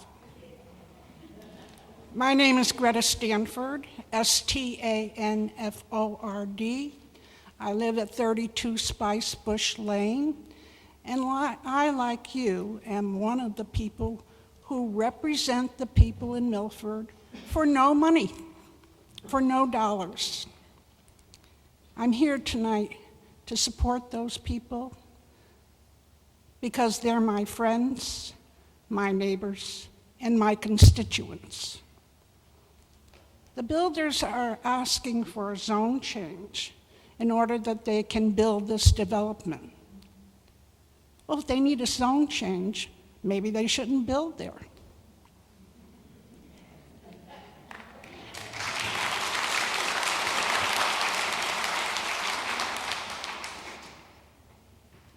I disagree with the presenter who said that there will only be 30 kids there.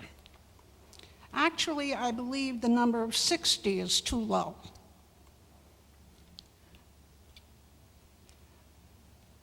Two-bedroom and three-bedroom homes are built for kids. And the kids go to school, and they ride the bus. And the buses travel on Wheeler's Farm Road. To add to the safety,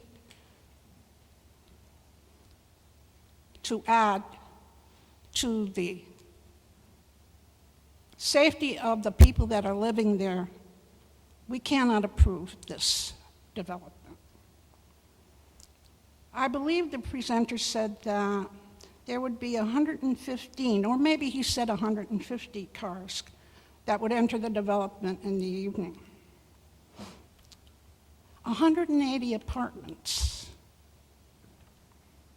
That means that many of the people who live there don't work or don't have a car. But the presenters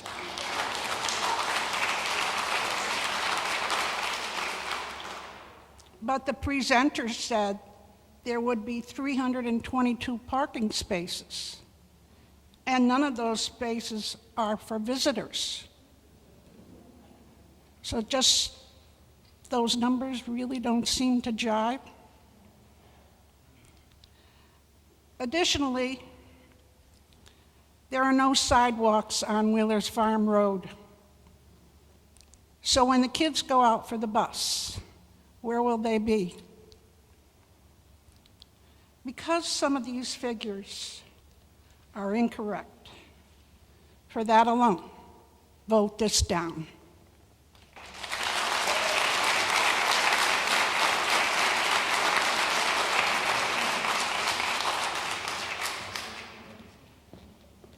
Good evening. My name is Wally Houck. I live at 39 Lookout Hill Road.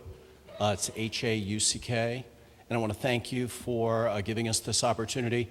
I really just have questions that I can't answer, and so I'm going to pose these questions in hopes that you will help me either answer them or you will answer them for yourselves. My question is, affordable housing, if there's not rent being paid, some rent not being paid by the residents, someone must be paying that. Who is paying that? I'm assuming it's taxpayers of Connecticut are paying that. I'm assuming that's true. Maybe I'm wrong about that. If that is true, then that means those of us that pay taxes are paying for this, for part of these housing units. Another question that I have is, what does an affordable housing development do for property values around it? Does it increase the property values? Does it decrease it? Or does it keep it the same? It seems to me that if our tax dollars are helping to pay for the rent and it's lowering our property values, that we are getting hurt twice. And I ask you to consider that. Thank you.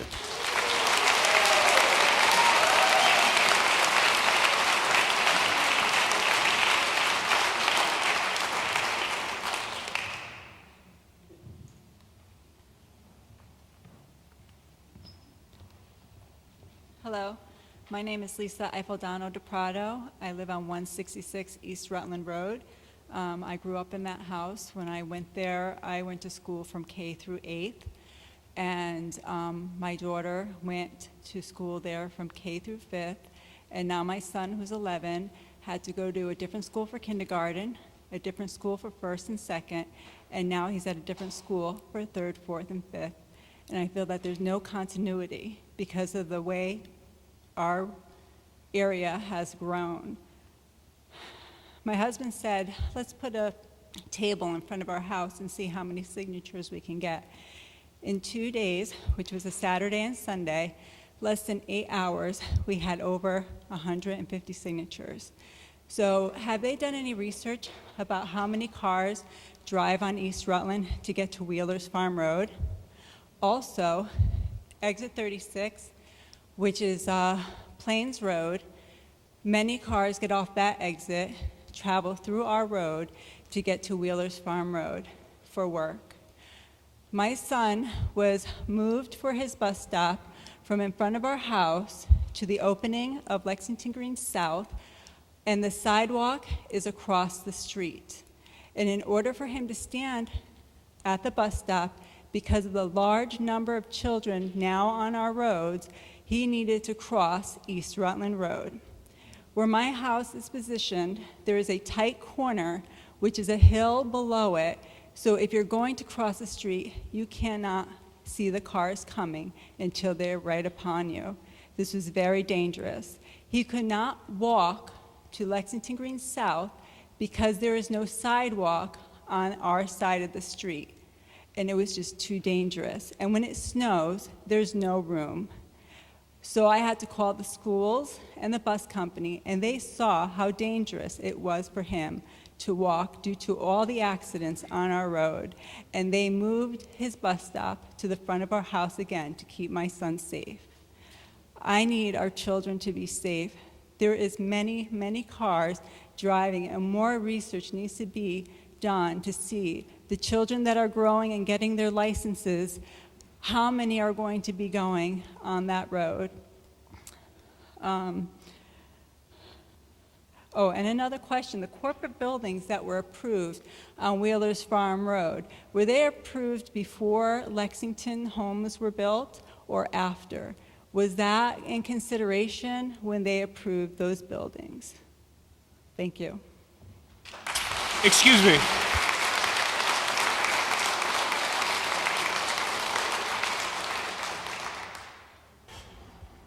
Could you just spell your name for the record? You have a name that should be spelled. IAFFALDANO DIPRATO.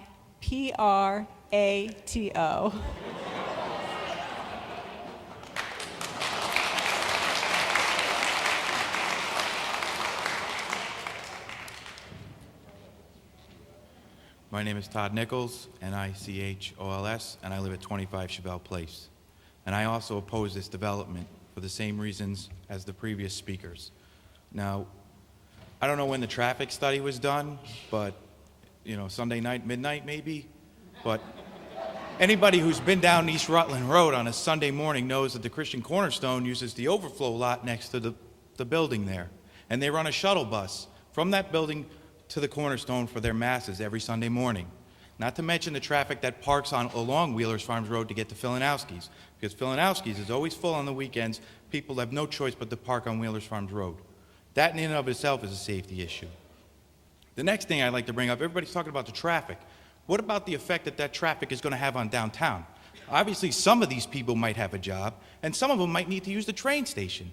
There isn't enough parking down here for anybody, let alone on the weekends or on a Friday or during the week. People, as it is, are fighting over the parking spaces for the train station. And now we're going to bring in another 300 cars? That's insane. And then the Merritt Parkway, try getting on the Merritt on a Friday afternoon between 3 and 5 p.m. The traffic backs up down Wolf Harbor Road all the way to Wheelers Farms Road. And now we're going to have traffic coming out of there. And I hear they're going to have bicycles. That's great. Are they going to ride those bikes up East Rutland Road?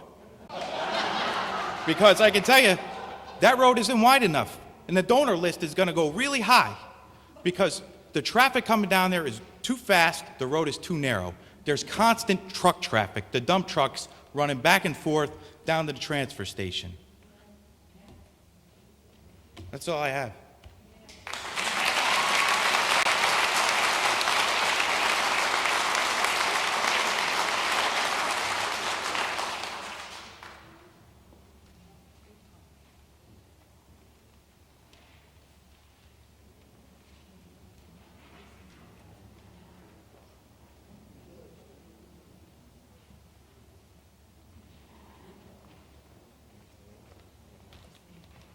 My name is Jerry McCabe, MCCABE.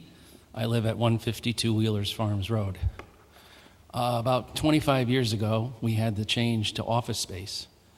And we didn't like it, but we deal with it for a couple hours a day, Monday through Friday.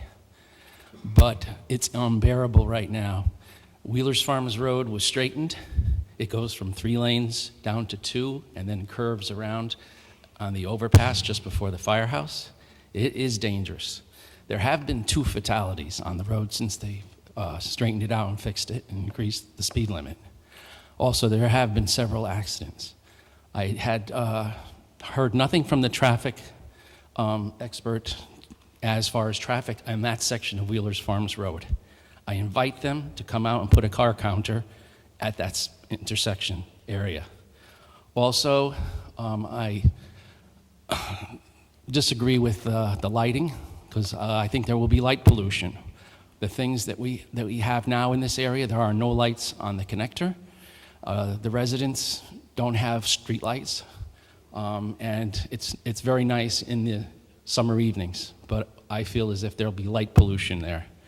Also, over 95% of the parkway and the connector are residential, and I don't think that it would be nice for people to come into Milford and have to look at these apartment buildings when they come down the connector. It's not in character.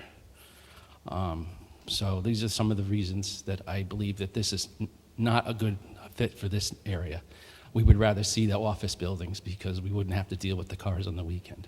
As it is, you have to wait 15, 20 minutes to get out of your driveway. Thank you.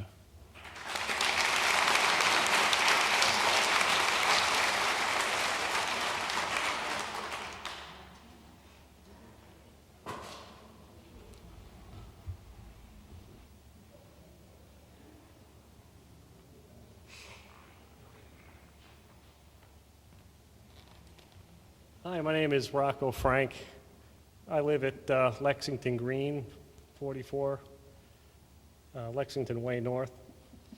And a strange thing happened. I was driving out and I saw my neighbor over here with signs all over the neighborhood, and I saw how contagious this movement was. I saw the signs spread among other houses, and I never really saw people unite around an issue like this.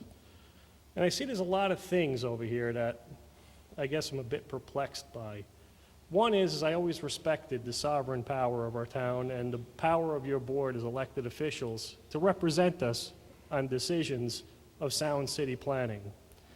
One of the things that I've always been a bit concerned about is how an unelected judge can trump your power based on a state who's so corrupt at the moment. The FBI set up a special task force just to keep on top of some of the goings on and everything from Bridgeport to what happened with Roland and everything else. I know none of this really concerns us locally, but to me, 830G is one of those laws that's born of that type of thinking.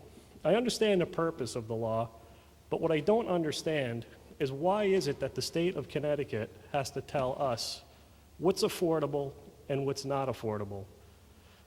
A lot of the issues that our neighbors brought up about their pets and about the wildlife and about the birds in the wetlands, I hike in those woods, so I've personally seen all of that myself. I can stand before you as a witness that that does go on and that does exist.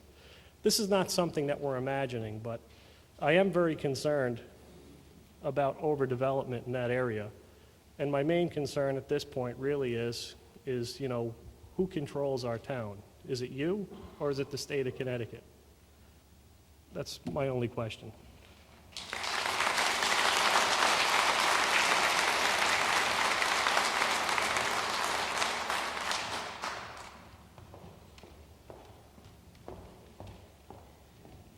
My name is Pam Martinez, Martinez.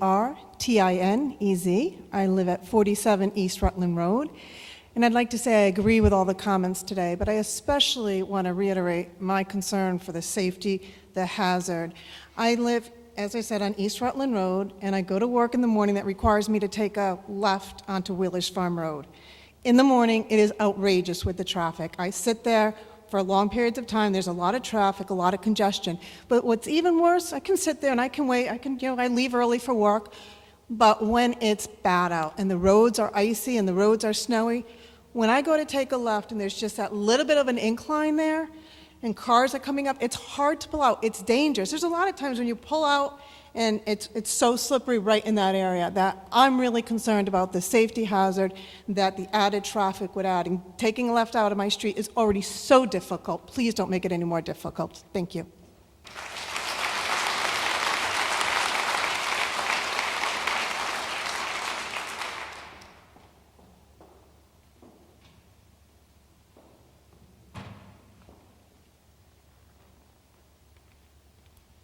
Good evening, Board. My name is Christopher Ewan. This is my wife, Jennifer Ewan, and this is our unnamed baby boy. We live at 104 Magnolia Road, and we've been there since June of 2011. So we came today to say that we moved to this section of Milford to start our family because it was so quiet and family-friendly, but in the couple of years that we've lived there, we have noticed the same concerns that our neighbors have posted about the congestion and the safety for children and the rezoning of schools because we're just growing too fast. And we're very concerned as new homeowners and new families about how this growth will affect the continued safety for our children and the continued school presence for our children. And we oppose this rezoning request just based on the rural nature of the town and hoping to keep it the place we hope to move to. Thank you. Thank you.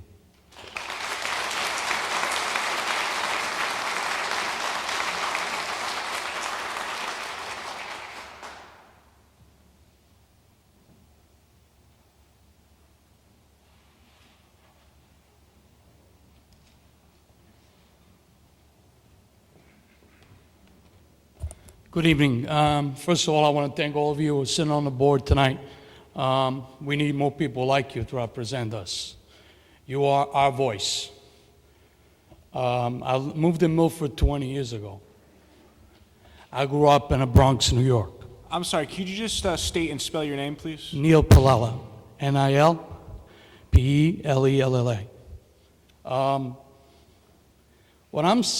What I didn't get close here when he's talking about excavating 40,000 yards of material. You guys have any idea how many truckloads that are? He said 3 to 5 or 10 trucks per day. Try maybe 100 trucks a day, 150 trucks a day. Because when the demand is there, okay, they got to bring the dirt in. With all the traffic that is going on around the neighborhood, you're looking for a lot of trouble. Where am I coming from? I managed a quarry for 7 years in New Haven on Route 80, okay? And I dealt with DEP, OSHA, MSHA. This is insanity, what they want to do. It's insanity. You have no idea what the truck is going to do. That amount of, these trucks on the road, they carry about 30 tons of material. And the road you think is tearing up now, you need to build a new road every 6 months. I mean, I don't mind. Listen, I'm all for the people, and I grew up in the streets. I know what it is. But what I don't understand, why should I, taxpayer money, fund a developer if he wants to build? There's plenty of land to build, but not in Milford, and not where they want to do it. All right? And this is another thing, too. I don't know where they get the studies from, and I don't know where they get the information from. But the hauling of material on a site that large, and where the street is going in, with all those people working, there's no way they're going to do it. No way. The road has to be 5 times the size it is now, because it's got to have triaxle going on both ways, because that's how it's going to be. And it's going to be for 8 hours a day, and as long as it takes to bring the dirt in that site. And whether it's the roads, whether the kids on the roads, whether it's icy roads, it's a lot of, danger that you put on that road. And you never seen a wreck of a triaxle wreck. And let me tell you something, it's going to be a big tragedy if that happens, especially on that road in the winter months. And that's all I got to say. So now you take all this information for all the people in here, and I will hope you vote this thing down, because this is insanity. Have a good night.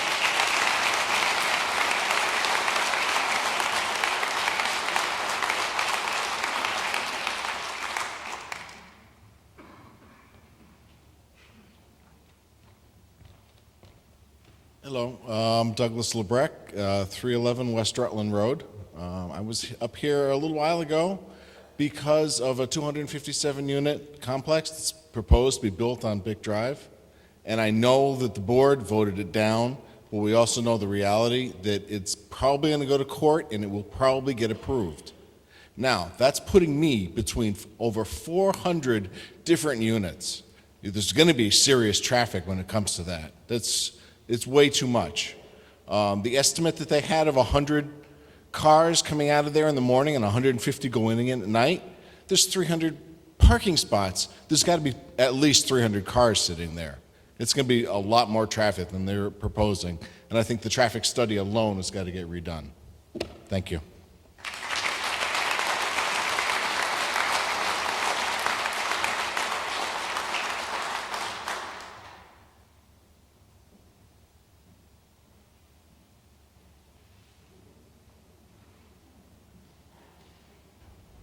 Well, seeing nobody else, we're going to take seeing somebody else, we're going to have someone talk.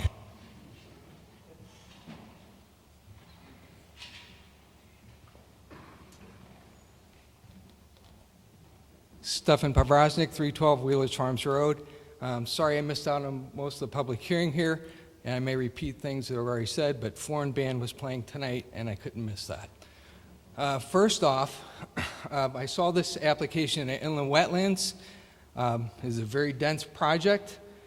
And the safety issues that I see are very clear. First off, you're going to have these units where the kids are going to have to walk out through a commercial park to go out to the street for the buses. Secondly, East Rutland, even though the traffic won't go out to East Rutland is one of the primary routes for the fire department and emergency services to travel, and we have enough accidents at the intersection of Wheelers Farms and East Rutland right now, and it's just going to back up and cause problems. That road is not designed for the traffic it accommodates now, and it's only going to get worse. The next thing is Wolf Harbor is also not designed to the latest standards for roads, so that's going to cause a problem there. 300 parking spaces means that these people are going to be going out and coming back, so we're probably going to see additional 700 cars traveling on Wheelers Farms in that area in a day. You figure people are going to go out to work, they're going to take the kids to school or whatever, come back, go to the grocery store or whatever.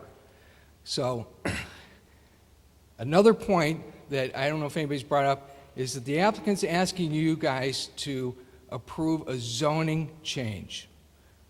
If you do this, then the next applicant's going to come by and ask you to tailor each one of their developments so that you guys are going to have a book full of new zonings. Our zonings are fine now. If the state, 8-30G is a bad law. Everybody knows it. I was on the Planning and Zoning Board years ago. Some of you know me. It was bad then. It's bad now. It needs to be fixed, and there needs to be a comprehensive plan put in place by the state to fix this problem. Because some communities are not doing anything, and Milford is getting the brunt of these 8-30G applications. So I would ask the board to take consideration and deny this application. Thank you.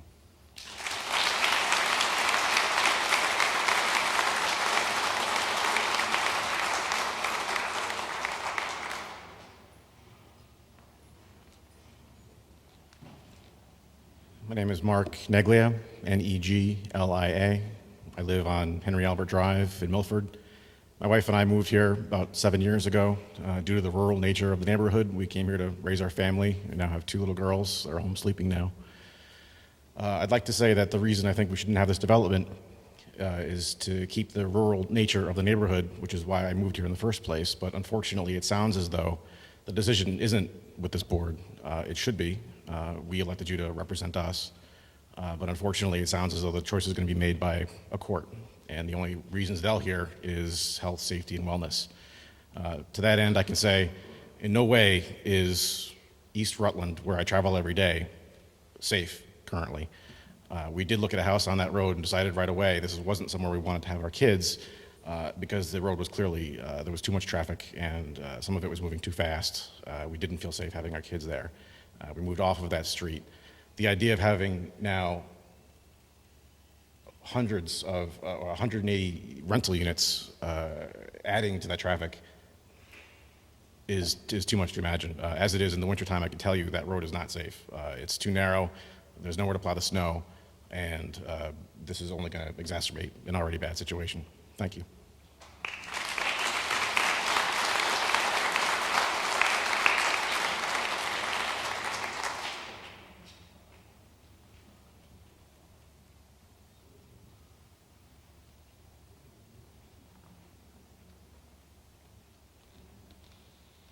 Hi, my name is Ruth Tellep. My property's on 41 East Rutland Road.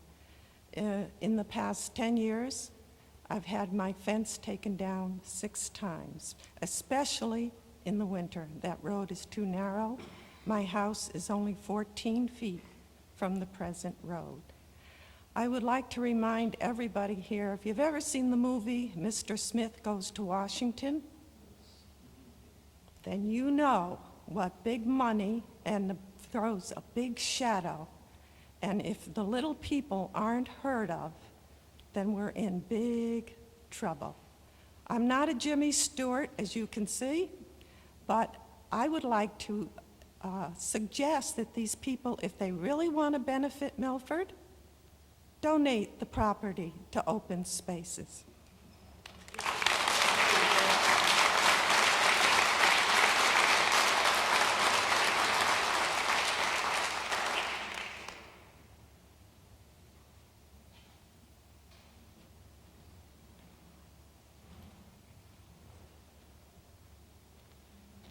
I'm Brian Newman, Neumann.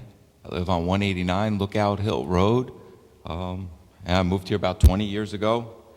One of the questions I have is about speed on Wheeler's Farms Road. I know they did a car count, but I drive it every day.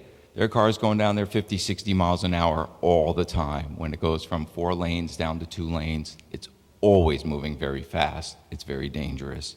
And adding more cars is not going to help that. Open space, I agree with the last woman who spoke. You know, when will it end on how much open space people want to take and just develop it? Milford will have no open space left when it's done. And the third biggest question I think that has to be answered is what's the true benefit to the Milford taxpayers who currently live here, 55,000 people or so? What's the benefit of this development to the current residents of Milford? That's my only questions. Thank you for your time.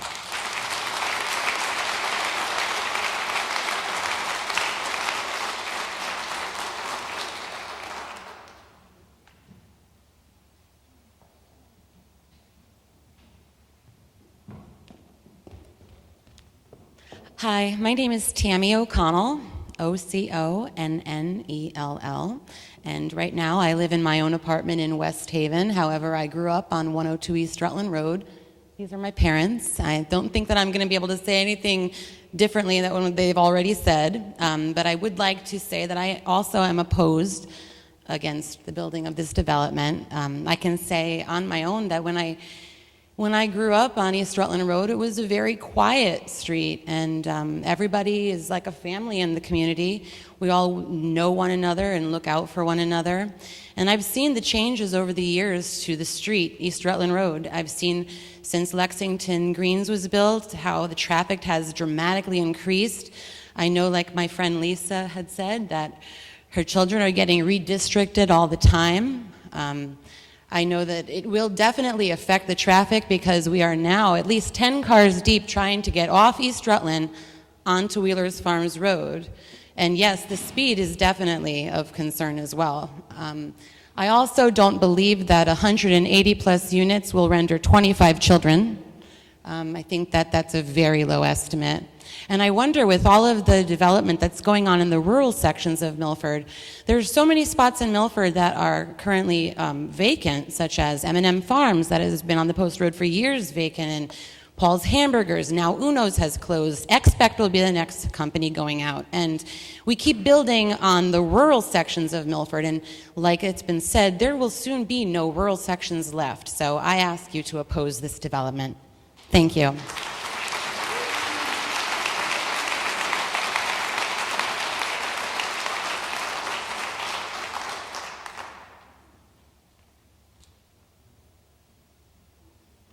Seeing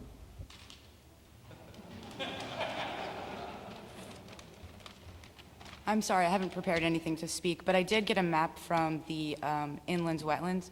My name is Danielle Burns. I'm a resident of 29 East Rutland Road. Most of the spell your people- last name, please. B-U-R-N-S. Most of the people that are on this list who have gotten a letter from the Inland Wetlands Commission did not receive that letter. And also, we've already discussed the fact that the meeting was supposed to be held over there, and it was held over here, but there was no notice. Thank you.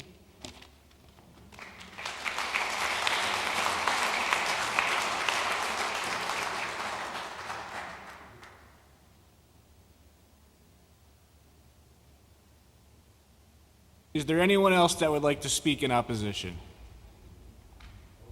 Seeing no one else, we're going to take a 5-minute break, and then the applicant's going to have a chance to respond.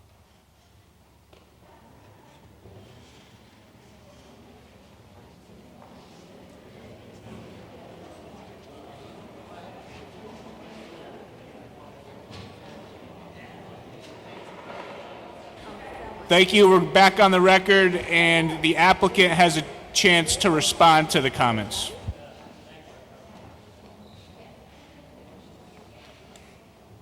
Thank you, Mr. Chairman and Commissioners. We don't have very many responses. Most of the comments were of a policy nature, but I'll just touch on a few things. As I said before, we will look into a bus shelter connected to the sidewalk. Let me say very clearly, I think you know, there is no taxpayer money involved in this development in any way, shape, or form. And as a matter of fact, one of the animating philosophies at the state level when 830G was approved in the late 80s was that this is a way to promote mixed income housing and diverse economic diversity in housing without taxpayer subsidies, as was the way in the 70s and 80s. Further to that point, it is a fact that across the state, and particularly in this area of the state, multifamily development that is predominantly 1 and 2 bedroom is among the largest taxpayers and also the largest so-called tax positives in the town. And there are examples in Orange, Wilton, Trumbull, Darien, and Stratford, and probably others, but those are ones that I'm aware of. As far as the number of school children and school impact, I think you know that that's not, strictly speaking, relevant to land use, but since there's been a question about that several times, I will get you the data for the next session of the hearing. And finally, I would point out that we did get approval from the Milford Public Works from the Water Pollution Control Authority on the sewer system. And I would point out that the sewer capacity required for this development is actually less than what was previously approved, about 8,000 or 9,000 gallons per day less than what was approved in the past for the office building. And the system itself has several 100,000 gallons of unused capacity. So the comment that we're using precious capacity that would otherwise not go to others is not correct. And plus, obviously, the applicant will pay both hookup fees and sewer use fees, which will benefit the system. So I think that's all we have for now. I'm assuming we're going to continue to the 16th of June, and at which time, as I said, just so you have sort of an agenda for the next meeting, we do have to finish with the police commission, which I believe will be on June 8th.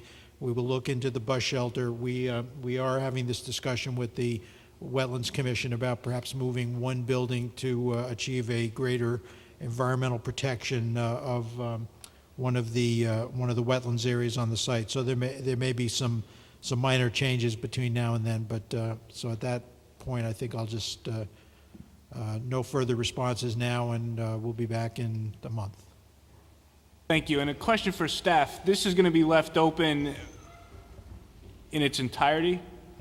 Yes, it should. Okay. And so technically, the members of the public could come back to the next meeting and do this all over again. Even though they don't need to, they certainly could come back and hopefully limit their comments to the new stuff, but that they can come and talk again.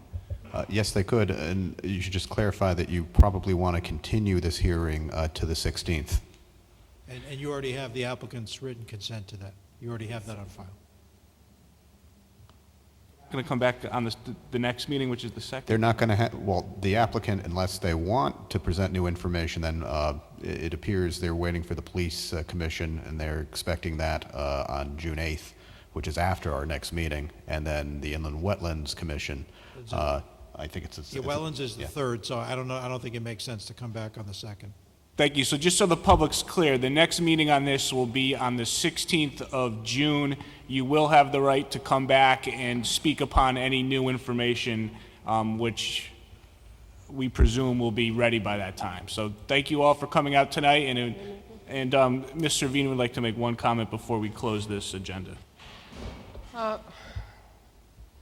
Once we get a report from the department to our board and a judge reads it, that's taken us very seriously, and it's very hard to contest anything like that.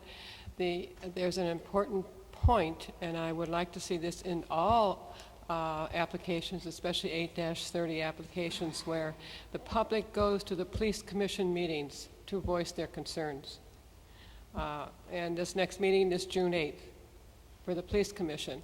And do with that what you will, but that's one more place to voice your concerns, and an important place.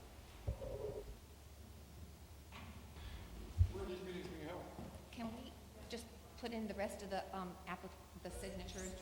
Can I do that? Sure. You have additional signatures? Yes. All right.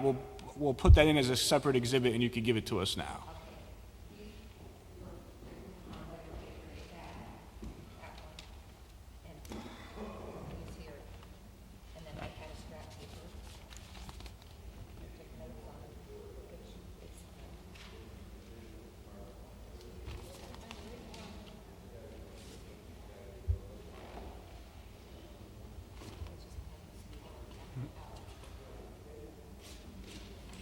Thank you. Thank you.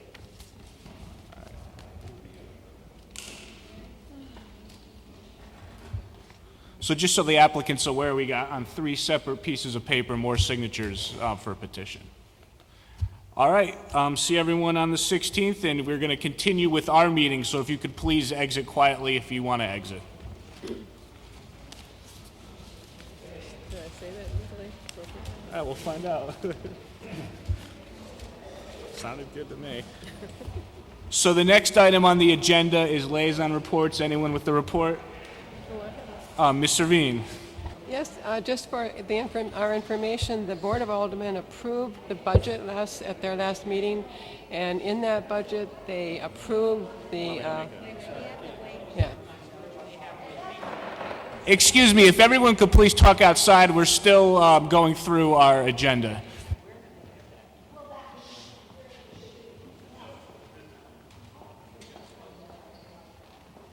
If the board can hear me, the Board of Aldermen approved the budget at their last meeting, and within that budget, they approved the natural resource agent manager position as now being an official city position, which is really, really good news. And in the past, I think 3 years, we've taken his salary out of our open space fund. So this is a very good advance for many, many, many reasons. Anyone else with a liaison report? Seeing no one else, Regulations Subcommittee report, Mr. Grant. Just that we will have a meeting the first Tuesday of next month. And there are a couple of items that I will be presenting to the board for review at our next meeting. And that's it for now. Next item on the agenda is approval of minutes. Anyone like to make a motion or have discussion? I will make a motion to approve. Ms. Servine seconds. Any discussion? Seeing none, all in favor? Anyone against? Motion passes. The next item on the agenda is Chair's report. I do not have a report for this meeting. Next item on the agenda is the staff report. Nothing this evening. Thank you. We are adjourned unless if there's any new business. Seeing none, we're adjourned.